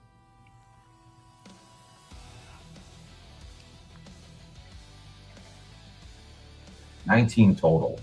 Yeah, you just barely managed to grapple her. And as you race towards her, you grab onto her. She almost slips out of your grip, but you kind of like wrench her up with your arms around her midriff, picking her up off of her feet. She begins to kind of like, you get the feeling she might be in the middle of casting a spell. I would like to counterspell it. Counterspell. What's your And I wanna spell cast- DC, Zatina? 16. I got to get a con save. Ooh, that is a 2 plus 5 is a 7. That will fail. You immediately watch as the spell she was in the middle of casting just falls from her lips, and the spell is counterspelled by Zatina. I want to I'll cast druid a silence on her. I want to druid craft like vines to go around her, help bind her, Around her mouth, binding. like pinning her Then hands. watch as Father Jinx casts silence, like right on Lethwin, not Lethwin, but right on the Master of Law as well. You guys watch as Bludgeon is slowly dragging her over towards the gate. She's struggling. She's wrapped in vines. Bludgeon, you get to the edge of the gate. You guys watch as Bludgeon and the Master of Law slip into the gate. Now we go. All right, we jumped through. To go. Wait, how long do we have left? Wait, hold on a second. Zatina, what were you saying? Can I take a quick moment to like look at the ritual she was performing and try Yeah, to I wanted figure to out do that too. what exactly doing? You can give me an Arcana check. I wanted to do that too. You can do an Arcana check as well. Cool. I'll follow suit. Okay. With guidance? 22. With guidance. With guidance. Hmm. I don't. 25. 25. I don't. 27. 25. I and don't. 27. I rolled a 2. As Bludgeon makes it through with the Master of Law, Lethwin had already been shoved through the gate as well. Lyra and Rhea and Zatina, you take a moment to try to see if you notice anything about the ritual that she was in the middle of doing. That's when you begin to see writings on the ground where she was. She seemed like she was in the midst of casting a dispel magic spell effect on Lethwin at that moment in time. You then, all of you then race back through the gateway back to the other side. That's not good. That means There, something's bad. Thistle and Yida are waiting alongside awaiting Bludgeon. Lethwin being removed from shackles. Wait. All of you are Don't now remove back shackles. in the library chamber of the Dragon Citadel. Don't remove her shackles yet. You hear them clank to the ground. You then notice as the Master of Law immediately drops to her knees, she begins to yell and scream in complete pain as she drops unconscious to the ground. You then watch as Lethwin stands on her feet, stares at the Master of Law, stares at all of you, and stares at the dragons. And what the fuck is going on? Oh boy. We're trying to figure that out. Once again, Zatina happy to info dump. Well, wait. Why was she trying to cast Dispel Magic on you? When one of you contacted me, Zatina, That was I remember you contacting me. Yes. The part that you guys didn't realize is that the Master of Law was aware that there was a geese on me after she discovered a geese on herself as well. We had both been geezed by Micah DeRollo. Micah DeRollo. why. Well, he was the one that let out the bone devil out of the wagon. Oh, motherfucker. What? Why? Would he? Why do would that? Micah DeRollo let the boat? Don't know. All we know is he's the only one with the soul coin that would have let the soul drinker out. And he clearly let him out. Well, No one else could have done it. Who the fuck's Micah DeRollo? A nephew of Percy, nephew of DeRollo, and Percy. Vexelia. And who are those people? Those people. They rule Whitestone. They also built the Doom Wagon. They also supposedly think that the Doom Wagon still has the devil in it. Well, I mean, we had a soul coin too. No, we had the empty soul coin. This was when it, but no. So what you're saying was that she was trying to get the Gaius off of both of you. No, she had already gotten the Geas off of herself. Unfortunately, Geas will sometimes fracture your mind and make your memories kind of difficult for you to understand. She was recovering after it had been removed from her. Well, this is going to sound strange. It was the soul drinker that removed the Geas from her. But Why? the soul Why drinker? would the soul drinker do that? Well, the soul drinker had shown up. Had shown up as Captain Miser. Mhm. Yes, he's then- Captain Miser is currently caught in a trap on the top of the House of Judgment or Judgment House or whatever. Yes, that trap was built. Insight. The trap was built by Micah DeRollo. Matches believe the her? same magic as the wagon that Percy had built. Then why? And why would they have built that on top of the Judgment House? Well, yeah, you can. What's your your passive insight would be enough to tell you she's telling the truth. That Okay. she was obviously in the midst of a conversation with the Master of Law. This kind of explains why they went down into the basement by themselves, almost as if the Master of Law may not trust her own administration at this point. It would appear that the Master of Law was in the midst of telling Lethwin. Yeah, I'm gonna go check on the Master of Law who dropped unconscious. Yeah, she's alive. She's just Okay. kind of in a comatose state at this point. What happened to her when we pulled her through that portal? No, it was when the Something- chains came off of. It was when the chains came off of Lethwin. It was the portal as well. We're on a different plane of existence. Geese affects us all very differently depending on where you are. She was in the midst of dispelling mine, but now that you've pulled me onto another plane of existence, the Geese spell automatically severed my tether to Micah DeRollo. Fortunately, he now knows that I'm on another plane of existence. If you go back, will it reconnect? No, it's dispelled just by being on a different plane of existence. But Why he would also know that her geese was dispelled, right? Not necessarily. Well, maybe not. I'm not really sure, but I think Micah is up to something. I think it happened after he died. So And he was in a soul coin And after he those- died. And those soul coins are tethered to the 9 hells. So does that mean that he went to the 9 hells if he was in a soul coin? It's possible. Okay. The Well, Master of Law. This. Okay, so we all know that something's gonna happen when they try to raise the Citadel. Did the Master of Law tell you anything about that? Nothing in particular. She was concerned that Micah and Devrix may have been involved in some rather interesting engineering of the Citadel. As far as I know, the Master of Law is simply a smuggler. I'm gonna She likes try. money. Did I'm gonna so she try would- lesser restoration. Okay. See if it'll help.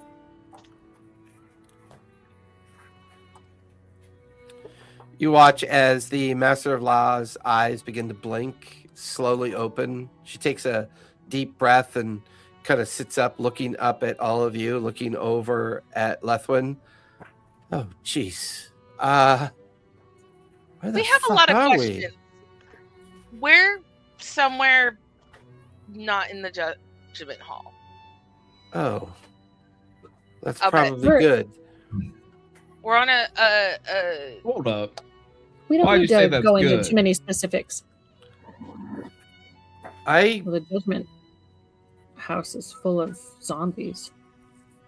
think that Micah DeRollo is possessed by something that has attempted to take control of both me and Sister Lethwin here.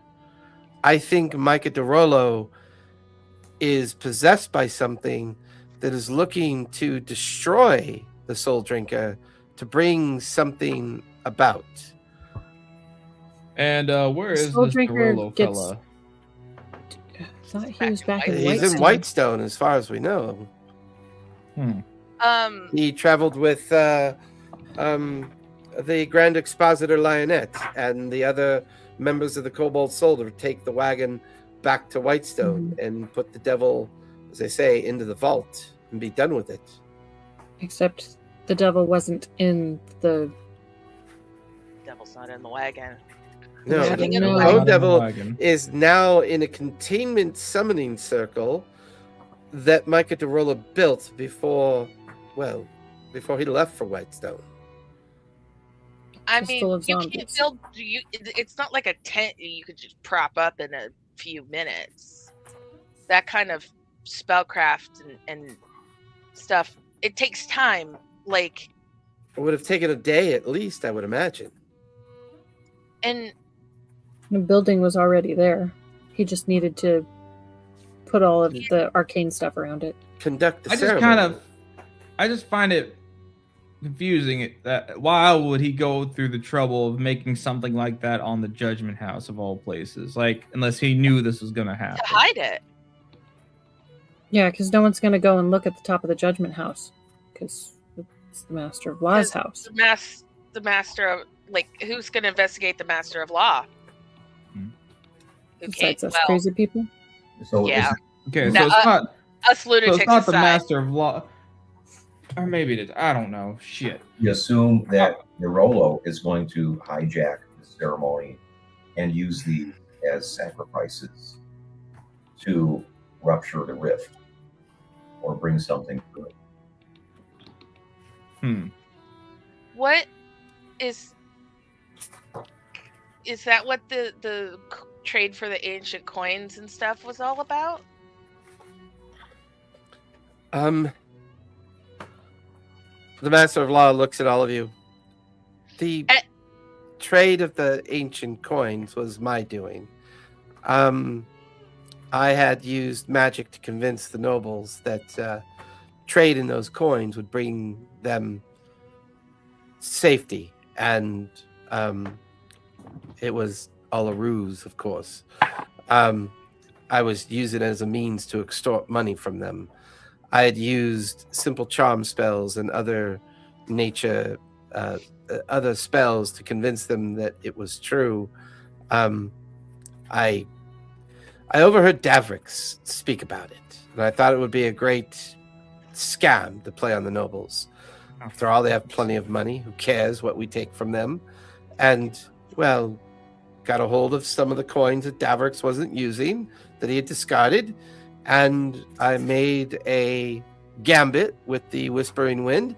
She would be in charge now that the Padway's gone. Padway was gone, that she would be in charge of the other end of the extortion. She got her percentage, I got the rest, I got rich, and I kept the nobles in place. It was never intended to be anything more than extortion. I apologize. Where's General Reyes at? General Reyes is missing? Yes. Yeah. Have you seen Davrix? Because Davrix is missing too. No. We think Davrix is dead. Yeah, we're pretty sure Davrix is dead. Do you know what Davrix was doing with those coins? Well, it's quite silly, actually. He was He was trying to find something. He was using some chamber in his tower to send these coins somewhere, and then he was using these coins as a beacon, trying to find something. So he would send them, and Well, then he called would them use... mortal tethers. I don't know what that means. Anchor.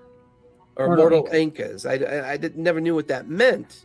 It just seemed like a excellent opportunity for me to make more money off of the gullible. All right. Well, So close yet so damn far. Hey, Jason, Zone of Truth. Ooh. Zone of Truth is up. Lethwin and the Master of Law are currently under its effect. I'll look at the So are we. Master of Law. Is everything you're telling us the truth? Both Lethwin and the Master of Law kind of look at each other strangely and go, everything that we can understand and know, yes, we believe it to be true. Well, You're not shit. working for anybody else? Both Lethwin and the Master of Law look at each other, and then they both kind of get this quizzical look on their face. Well, the only problem with what's happened to us is that, well, the spell Geese requires concentration. So if we were both under the effect, that means two people were involved. Shit. Hmm. Well, you know, this just makes Micah everything more Derolo complicated. and someone else. what Who came was out it? with Derolo? Wasn't there Who that left boat with him? captain who was like his right hand? Yeah. I'll try. Wasn't it a half elf or an elf? Yeah, Yeah. was it elf? Yeah, sure was. We The can make marble. an assumption. Um, But we have two unknown figures, probably Derolo and someone else. That's all we know. What if the other one is Davrix? What if he isn't dead? You guys keep saying that Davrix is dead. What was your proof of his death? I'm confused. We only have a suspicion. We went to his tower. There's a bloody fucking mess in there. We went through the tower, and then we found his pendant on the ground in a room that seemingly was incinerated by some kind of blast. And keys and stuff that he had on Yeah. his person, all in kind of a blasted radius. No. Like he went boom. Would spell signature, if I cast it on them since they were under the effects of a Geese, would that give me an idea of who cast the spell? Well, I mean, anybody of any kind of magical awareness would know that Geese is a very powerful spell. And when it's upcasted with more power, it can even be altered and augmented to do certain things as well. And it can affect people up to 30 days. In some cases, it can affect up to 6 months and even up to a year. But it's still But concentration. 30 Well, days it is- seems to correspond with around the time that Micah Derolo was brought back from the dead. You know what I'm saying is, if it's more than one person that had to put a Geese on them, would I be able to tell who put what Geese on who? No, magic has its limits. Okay. What do you guys remember what the Geese was telling you? The Geese has, well, you can be commanded to do almost anything, but you cannot give commands that put your life in danger. If you do, the spell will automatically fail. There are limits to what the spell can or can't do. Unfortunately, the effect on the Master of Law was the psychic damage of the effect of the spell collapsing off of her, so she was no longer on the material plane. Whoever, well, Micah did do this, he either has found new power or is in league with somebody who has power, potentially. Damn it! What if Every he has time a we Geese- get, What if every he time has we a get Geese in him somewhere, I too? feel. Sorry. Sorry. Go ahead. I was saying, what if he has a geese on him too? Or Well- some other such powerful magic? Because if he was in a soul coin and he was in Avernus or the Nine Hells for the time that he was in the soul coin, could they have put a geese on his soul in the soul coin down there and it affects him up here? Or would it not work that way? Lethwin kind of looks at you. I think we're all beating around the same bush. There is only one keeper of the Nine Hells now. If you enter its domain, there's only one Asmodeus. person that will be aware of you, and that's Asmodeus. Yeah. Asmodeus would be aware of the DeRollo family, and that would be a juicy opportunity for him to take control of a soul. I think we could all safely assume all of this is probably being orchestrated by Asmodeus. Yeah. You think is he trying to get out of the Nine Hells? I think he is using the rift, the festival, and all the magic involved. More importantly, the fact that the soul drinker is Vespin Chloras, the original The person who brought calamity and made the original pact with Asmodeus. There is something at play here of extreme power. Asmodeus knows that if he appears on the material plane, Predathos will know he's here, and he will be at risk of being destroyed. So the question I would ask all of you, is there something out there that's powerful enough to destroy Predathos? The Mercury Dragon? Lethwin and like Lethwin and the Master of Law look at Real at the same time. Who's the Mercury Dragon? Crazy The Mercury abomination. Dragon is. Oh, damn, I'm trying to have to say this again. It's an abomination. It isn't really a dragon, it just kind of looks like one. It consumes the soul. It consumes the souls of those it kills. And that, unlike regular dragons who grow more powerful with age, it grows more powerful with the more souls it consumes, but it doesn't consume you, it doesn't kill you, you become a part of it. Mercury Yida Dragon's looks not over- Gothos, is it? Yida looks over at Lethwood. We are also under the impression that maybe what we think is the Mercury Dragon might be the betrayer god known as Thorzadun.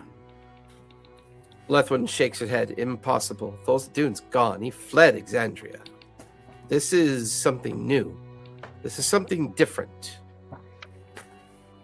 Listen, What happens if a creature that consumes other creatures and their souls and stuff eats a soul drinker? Well, if that creature would take possession of Vespin Chloras' soul, it would take possession of the agreement that Vespin Chloras had with the pact and its betrayal. It would also take possession of one of the most powerful wizards known to Exandria. And be Yes. crazy. Are So we thinking that Asmodeus has made a pact with the Mercury Dragon? with the Mercury Dragon and is trying to bring I him mean, into- Because, as I think someone said before, Perdusis is currently locked inside someone on the mortal plane. Currently, Predathos is sequestered in the avatar of Imogen. She has a special ability that allows her to have made a deal with Predathos and then keep Predathos contained within her physical form. If the Mercury Dragon were to eat Imogen, it would also consume Perduthos then. And in theory, If- destroy them both. In If effect. the Mercury Dragon were to consume Perdathos, if Perdathos doesn't kill it, and it gains its power, that is the end of everything. I wouldn't think that Asmodeus would want that. Asmodeus is dead. Any god that faces it is dead. Any living creature, no matter how powerful, is dead. Well, why would I hate Asmodeus give this creature Predathos? Maybe Asmodeus is not liking, has not. I mean, we know he doesn't like mortals, but maybe he's trying to restart the universe and make it how he wants it. Yeah, but if he makes Predathos stronger, I mean, go ahead, Father really Jinx. bad for him. There's a rift that they keep talking about. A rift in time and space underneath the scar. Because can Asmodeus use that to go back to where he needs to be to get what he needs done in another time? I know I'm beating a dead horse here, but Lethwin immediately looks at Father Jinx. By the gods, he wants them to kill each other. If the Mercury Dragon and Predathos destroy each other, that leaves Asmodeus as the only god on Exandria in their god form. He's resetting the material plane. He's going to ascend to the physical plane. He must know about this Mercury Dragon. He must know that the two of them would be of equal, like-minded power. He must know this. And that kind of power would simply cancel each other out. So maybe he's using his soul drinker as like a beacon to draw the Mercury Dragon to the material plane, knowing that Predathos will seek it out. He took control of Micah once Micah's soul was trapped in the Nine Hells. Once taking control of Micah's soul, he used the classic engineering background of the Dorolo family to quickly assemble a trap for the Soul Drinker. Micah then geezed, at the very least, the Master of Law. Still don't yet know who geezed me. Maybe one of his companions? I don't know. But somebody else is still in the shadows. Can you upcast it and cast it on multiple people? We were then supposed to conduct the ritual that would have consumed the Soul Drinker, opened up the rift, and the consumption of the Soul Drinker would have been like a beacon to the Mercury Dragon, pulling him to the rift. Asmodeus then would appear on the material plane and then use his powers to destroy the rift, therefore destroying Predathos and the Mercury Dragon at the same time. The rift is closed. He is in possession of the material plane, the last living god and last living heir of gods that would control Exandria. Well, but who's the person in the shadows? Well, we thought it was the Master of Law. Yeah. I think it's something much more powerful than that. The Dorolos? Could it be Gabrix? Or is Professor Dorn still dead? As far as you know, you guys bring him back?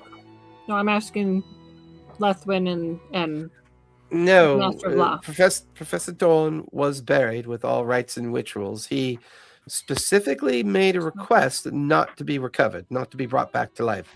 Something about he had already seen his future enough times to know what to expect. You know, maybe he knew where he was going when he died. Well, we can't was his body consecrated? Predathos. But if we free that bone devil, we can keep him from being used as bait to lure the Mercury Dragon here. You can't control him either. We'll send him back to the Nine Hells the old-fashioned way. If only we had a way to find a gate into Avernus. Well, I mean, we have the gates under the scar, right? That's Didn't not y'all in make the a governance, bunch of though. gates down there? That's too random, too chaotic. If we only had another portal, a device. Oh. Yeah, my damn gym. Yeah, we can get there. The Yida shakes his head. No. Unfortunately, godly realms are forbidden for our transference. The beacon will not work. The beacon, as well as my own ability to cast gate spells, will not get us into the Nine Hells. The only way in is through a gate of Avernus. The collapse of the gods, that is the only way in. Well, where the hell do we find one of those? Can I think of... Because In that book? over the history, there's been multiple incursions from the Hells. Can I think of one of those locations that might? Yeah. Give me a history check as you start thinking about possible. We have that book, The Gates of Avernus, and how to travel them. Oh yeah, I've Does been that reading say how those. to find them. Oh yeah, I think Zatina has those books. Once you go through Avernus, what are you going to do? You say history? Yep. Well, we got to find a gate to Avernus and then yeet the bone devil through it. 22. Devil. As far as you know, you have the perfect access to the perfect way to get into Avernus. Which is? The Professor's Vardo. Yeah, It's a doesn't it gateway take device. soul coins? Which is at the government. It does which is take at the soul judgment coins house. as well. And we do have Professor's soul coins. Vardo, as far as you remember, Zatina, it could be an access to the gates of Avernus. And we did collect We soul do coins have soul that coins. were the halflings. Yep. It's almost And- like all the pieces are suddenly falling into place, aren't they? Maybe that's what happened to Davrix. Finally. He tried to. I told you guys you're right there. You're right on the edge. Once you guys tried to kidnapped Well, and you took kinda- Leftwind you kinda and the had Master a- of Law, you finally got there. You kind of did have to tell us though, like we were Just missing a little certain bit. parts. Just a wee bit. You were almost there. Nudge. Maybe that's what happened to Davrix. Maybe he tried to get into Avernus and it went wrong. I mean, that would explain why. Because Everything was burned up. Hellfire. And it was at that portal in his study or in the hallway. Yeah. So Maybe? I think we have to go back there. Probably with the Bone Devil. Oh, in that's- chains, so we can. that's No, we just have painful. to. No, it's in Professor Dorn's trailer. In his Vardo. So, We don't have to so go what's to the the plan? scouts Are we hall. just gonna go to the Nine Hells and confront Asmodeus? Say, hey, I don't naughty recommend boy. that. No. At 5th level? I don't think so. Bend That's what over I'm- and take that's what this I'm spanking. question- Don't do That's this. what I'm Bad boy. questioning. Like, what are we trying to get to the Hells for? What's our goal here now? Get rid of the Open devil. up the gate and we yeet the bone devil in it. Oh, we're just gonna throw the Bone Devil back in. Yeah. Right? Right? Kill the I pack, mean, can't we just use magic and force them to go back to the Hells without a portal?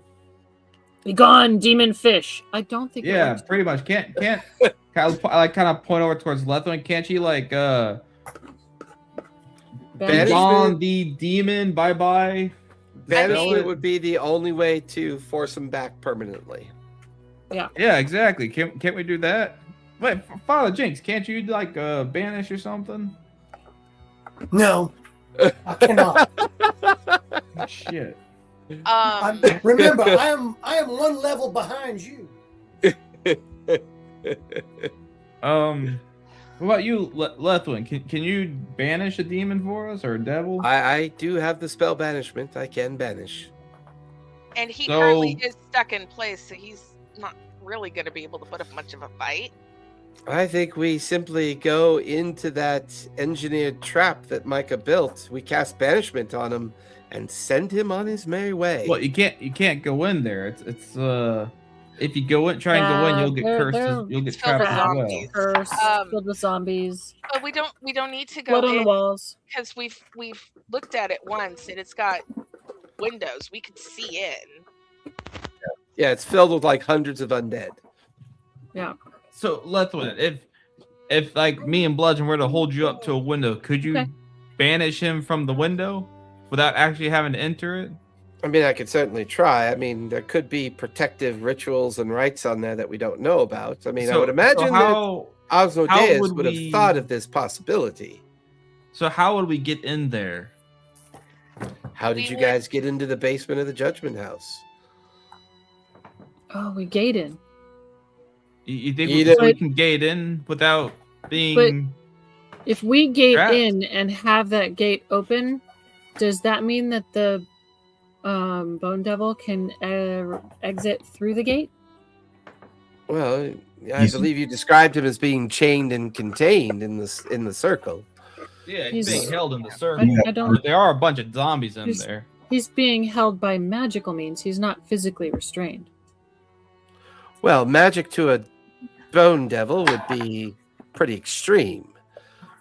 Magic restraints, as long as we don't disrupt the circle, and I would imagine he's in some kind of either magic circle or some kind of variation of a summoning circle to keep him contained. Do we remember what it looked like? I think when you guys did an Arcana check on it, you recognize it as a magic circle. Magic circle. Almost like working in opposite. Couldn't we use that book to kind of figure out what we're dealing with? Yeah, I can go back maybe through the those cleric books can help us figure it out. Yeah, I'm pretty sure I have them. Yeah, you have them with you. I'll pull them out and go over them with Lethwin to come up with the salt, try and see what's up.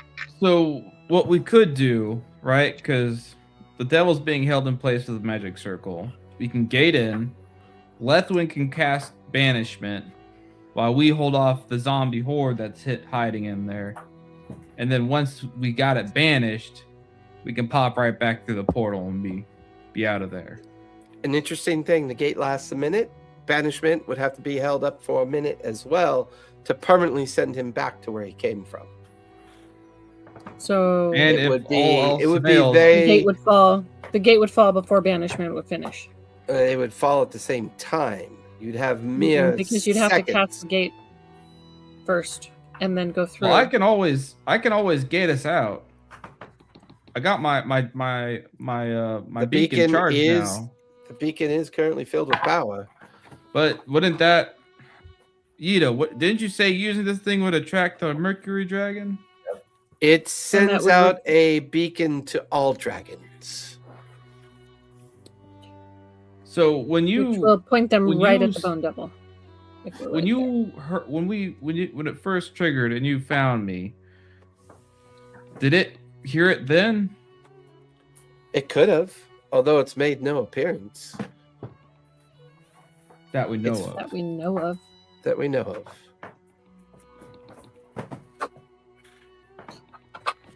Lethwin, the one thing we need to know or understand about Asmodeus, he is the bearer of the 9 flames. His crown is ultimate power. His cunning is extreme.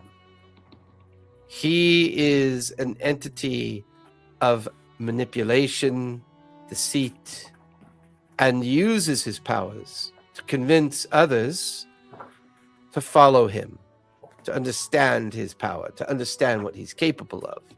And therefore, we have to assume that everything that we're doing now, he may know is a possibility, not a certainty, and part of the plan, but a possibility. He could have plans within plans within plans.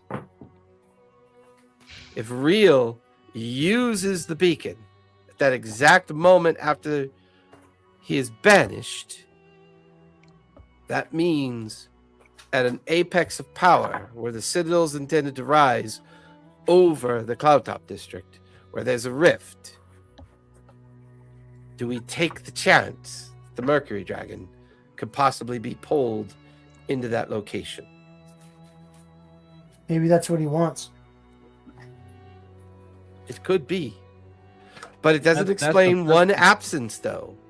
For that to truly work for what he wants it to do, that would require Imogen to be there as well.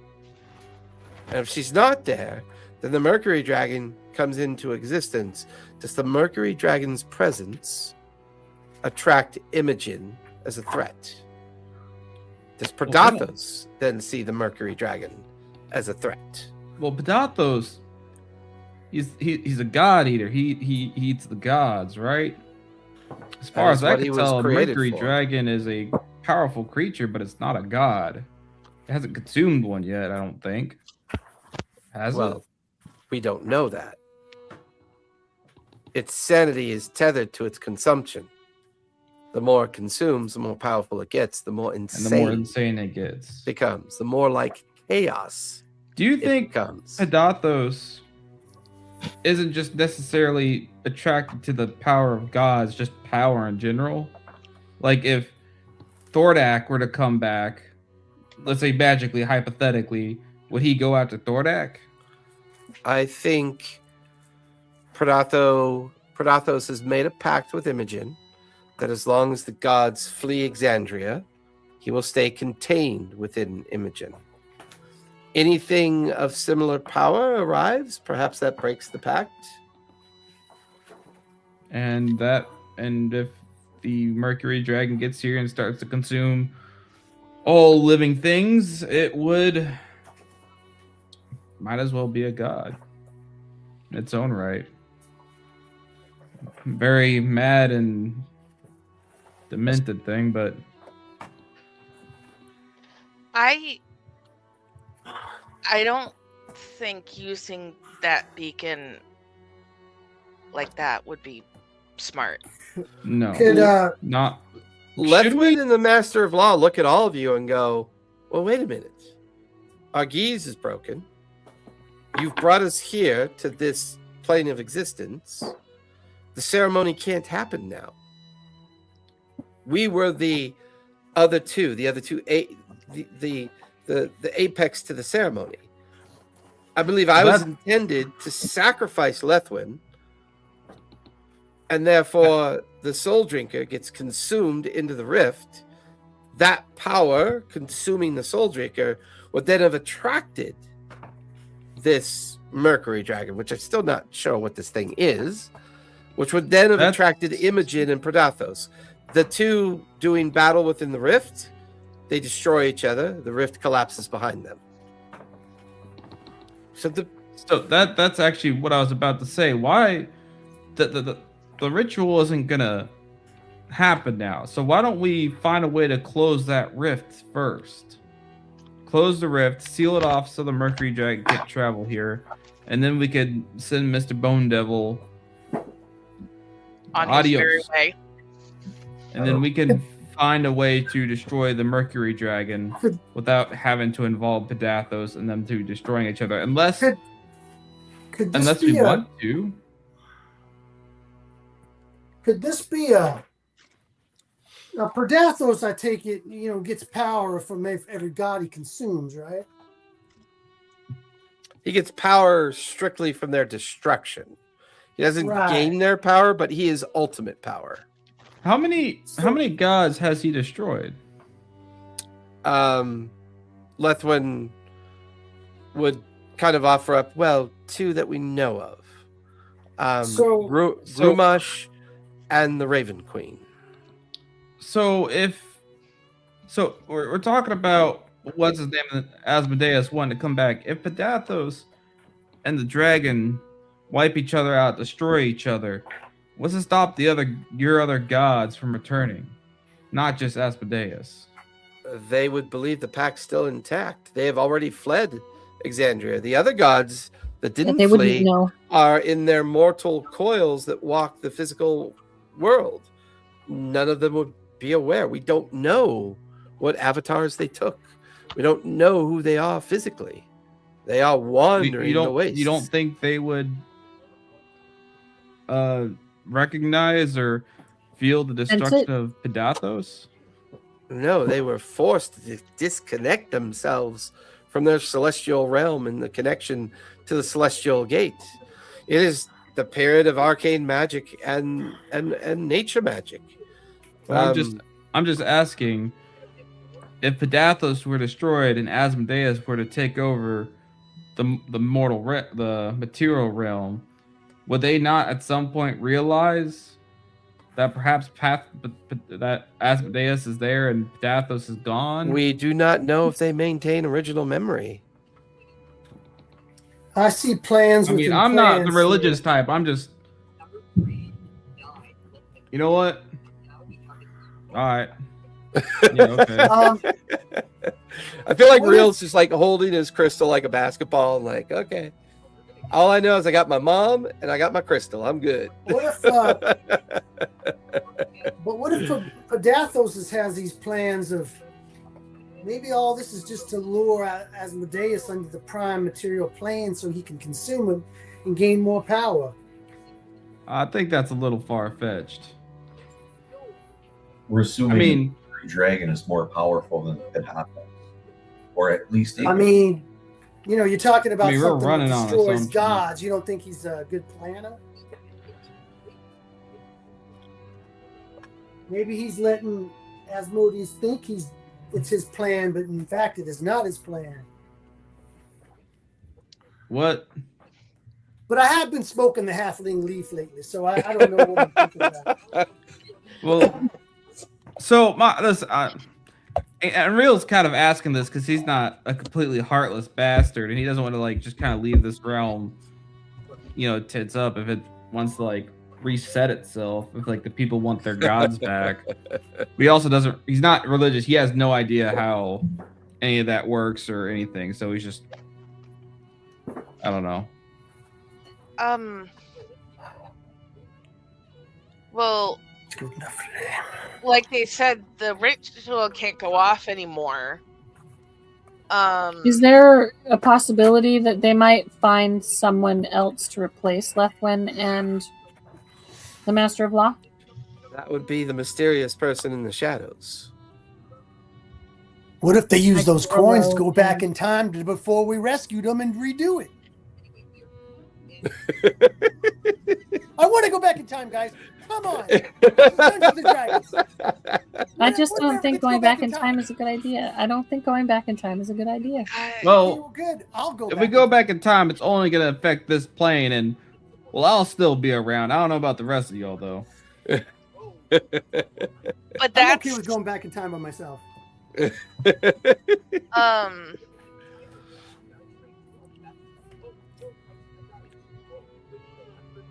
See, so the ceremony, the rising of the Citadel is still happening in 2 days. Regardless of whether or not the Master of Law and Lethwin are there or not. Correct.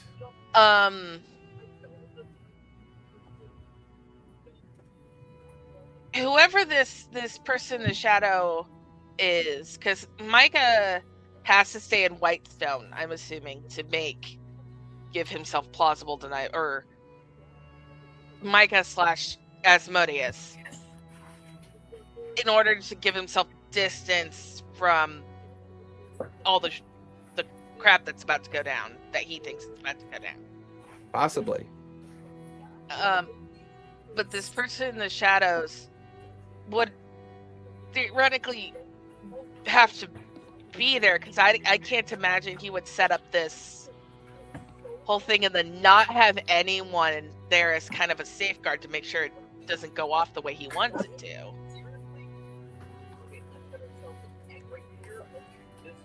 Possibly. Well, and also we fought ourselves. Tatina, give me an investigation check as you are kind of continuing to rifle through the books. Can you go sit down on your chair, baby?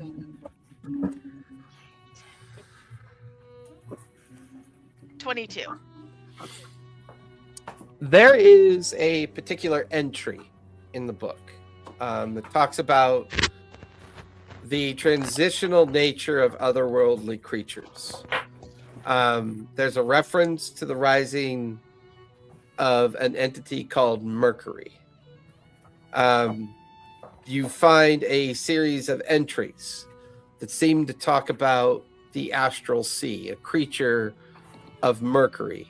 Mercury being a substance of that can be used for purposes of magic, purposes of weight and creation of gold. And Mercury as a word has many different meanings. Mercury in the kind of like sense of the astral sea is often a reference to a particular creature that is named an astral dreadnought. Sometimes astral dreadnoughts get their own names depending on how they coexist within the astral sea. You begin to realize that maybe Real's connection with the Mercury dragon may have been a kind of brush with an astral dreadnought, one of the most powerful creatures ever. Do they usually have runny, liquidy skin? They come in many forms, Okay. depending on where they originate from within the astral sea. But this seems to be the best candidate for Real's Mercury dragon.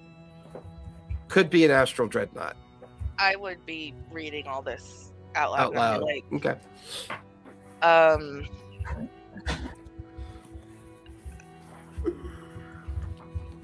I guess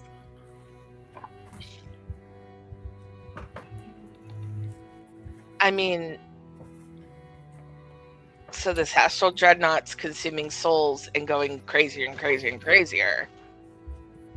This would be an astral dreadnought unlike anything anyone's ever seen before. It would make sense. Maybe it's consumed dragons. Maybe it's consumed entire planets.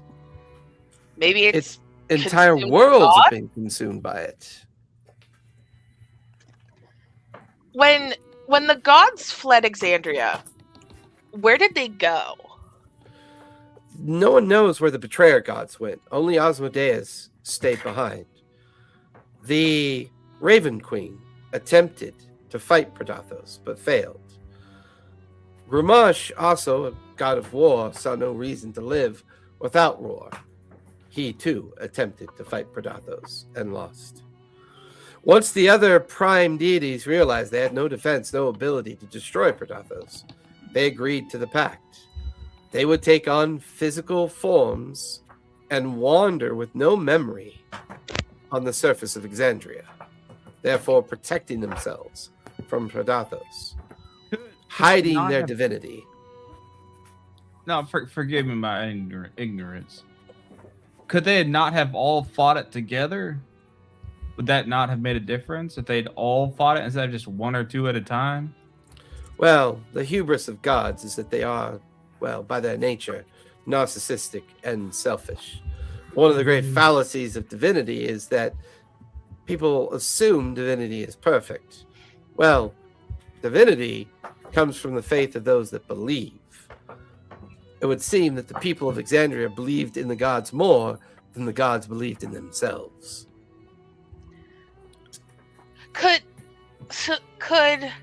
So betrayer gods minus Asmodeus all fled to parts unknown.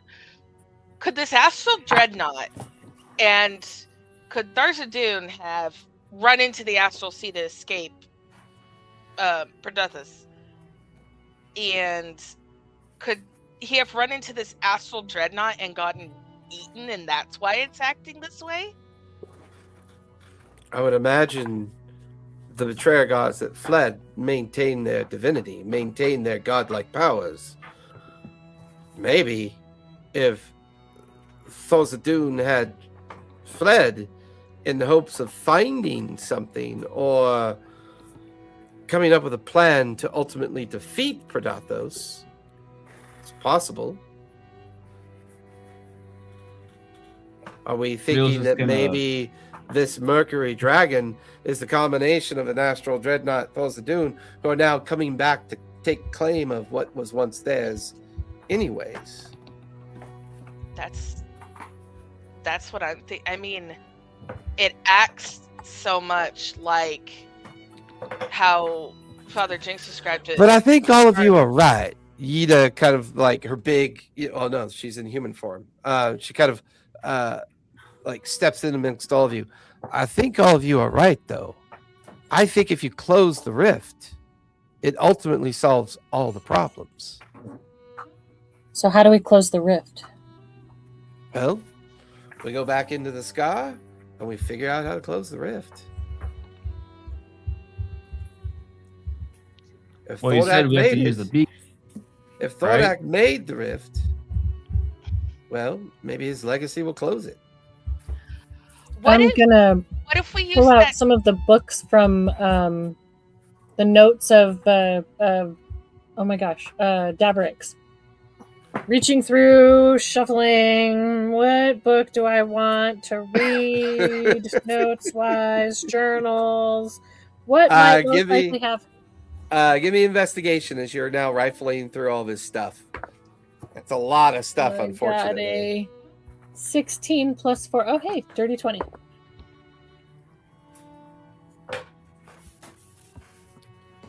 You come across a journal entry that you didn't really seem to notice before until you realize that it was dog-eared and has some handwritten kind of like notes and things on it. And then you imagine Davrix's voice in your mind as you begin to read the journal entry. I believe I have finally figured it out. These mortal anchors, as I like to call them, are the things that allow me to return to my time and my physical place. The limitation is 6 seconds, no longer, no shorter. I can travel there for 6 seconds and then return within that same 6-second window. Now, the Ashari that were responsible for imprisoning Thordak, I have finally narrowed down to the people that were there. I've tried my best, and I think I've located a coin that belonged to one of the voices of the Ashari. It goes by the name of Keyleth. Her mother was complicit in the trapping of Thordak and the elemental plane of fire. Now that I have one of his mutations as a means of a tuning fork, and now that I know that the mortal anchor is from the Ashari that helped imprison Thordak in the plane of fire, I shall now attempt to go back and retrieve a piece of the stone that trapped him there.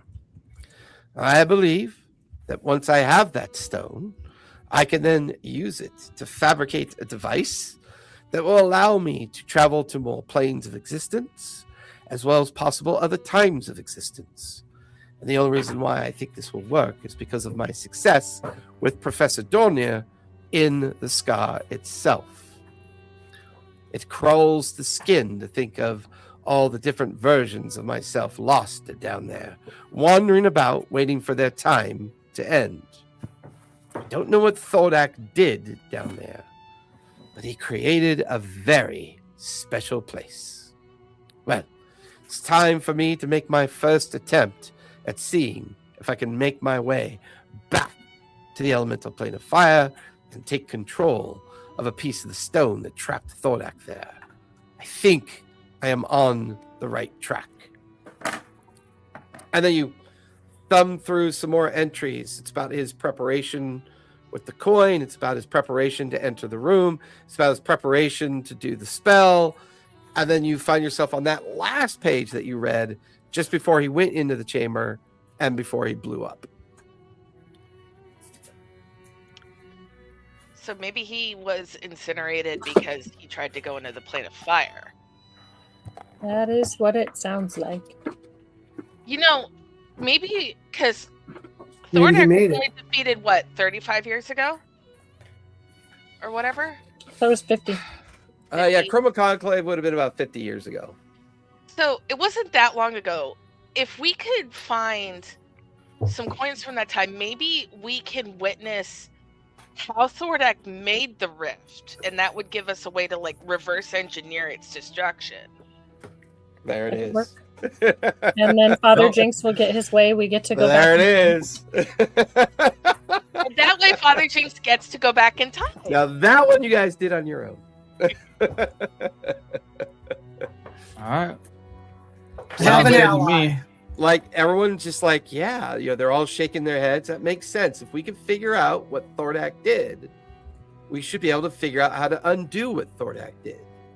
Therefore, the timeline will not be harmed. We could collapse the rift and make whatever plans are being hatched fail by the very nature of collapsing the rift.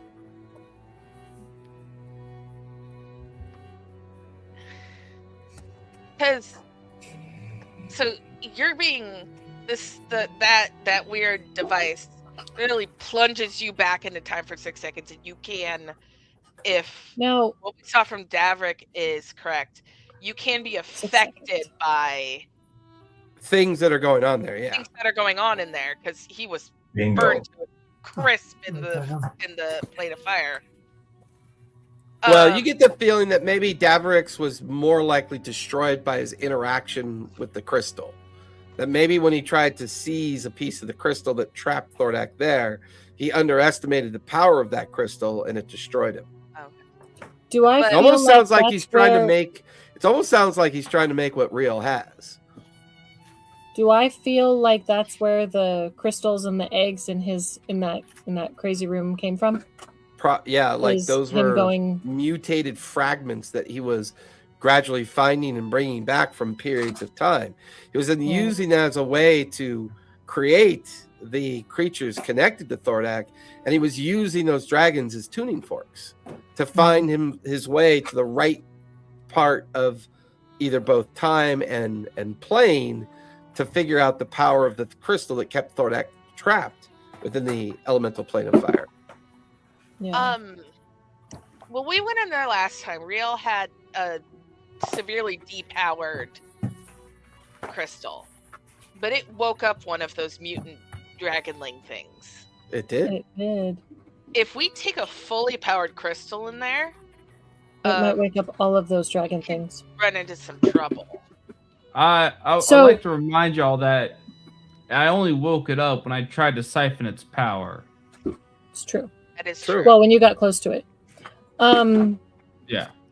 Is that crystal that you have part of the stone that trapped Thordak in the plane of fire? As far as you know, it's quite possible. It's because it was the stone that he had in his chest, right? That was the stone that. Oh, Yeah, that don't- kept him trapped. Don't forget, Kept him Bludgeon trapped needs and- to get poked around in his brain, find out what's up. Yeah. Oh yeah, we've totally lost that plot. Yeah, that We one still was, have to. Okay, I'll make a note of that. So Bludgeon still has to have his brain poked around in. yeah.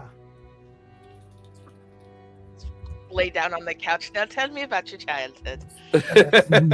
Mommy didn't love me. There we have it. What was that dragon's name? Signs of a Thistle. serial killer. Thistle. Okay.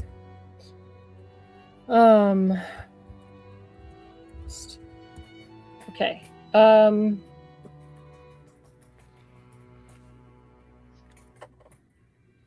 I want to ask the dragons that are, because I think we still have the 2 dragons here, right? You have Thistle and Yida there. All the other Yeah. dragons are back in the other Are- chamber. Thinking about it, have none of the dragons that we've seen are red, right? You've seen black ones, red ones, green ones. I mean, So, you've seen them all. Red dragons doesn't necessarily mean bad dragons, right? On the dragon plane of existence, Yida would explain that there is a kind of pact or agreement Mhm. that this is a dragon haven for those that choose to Mhm. come here. They have to follow the pact. They have to follow the rules, or they be expelled from the dragon plane and never allowed back in. Okay. While So the chromatic dragons are inherently chaotic and evil intended, that pact may hold them to a different kind of rule set here. So if we know where a dragon egg is, what should we do with a dragon egg? Apparently, suck it into that gem he has. Power it up. Yida kind of looks. What do you mean you have a dragon egg? I didn't say I have a dragon egg. I said if I know where a dragon egg is. Oh, child, you lie terribly. There was a wizard in Amon who would use his tower and his little portal technology to travel back in time and collected several strange dragon eggs, fairly large ones. But you make this one sound different. It is different. It's not surrounded by weird funky crystals. Is it more of a traditional dragon's egg? Do you have it on you? I could. I know he sucked one into that thing, right? Or something like that. No, it just woke it up and we killed it. Oh, okay. Can I try and just describe the way it looked to Yida? Yeah, give me a performance check. I can just let her into my mind. Did I show him? Did I show him the egg? I think so. Did I show you the no egg? reason? Would you have no Oh, reason? you're talking about the egg? about- Oh. Yeah, you're not talking about the egg I'm thinking of. I'm not talking about the eggs in the scale tower. No. No, I don't. You did not show me that egg. Yeah, I did that's not right. You're know talking we about have the an egg that you found down in the I'm scar, sorry. right? I thought we were talking about the scale No, tower. Never I mind. don't believe it was the egg in the scar. It's the egg that we found in Professor Dorn's office. That's right. That's right. Okay, now I know Yes. which one I'm thinking of. Yeah. That's my bad. Yeah, I thought we were talking about a different egg. No, you're good. You're good. Now I know exactly which arc where she is. So yeah.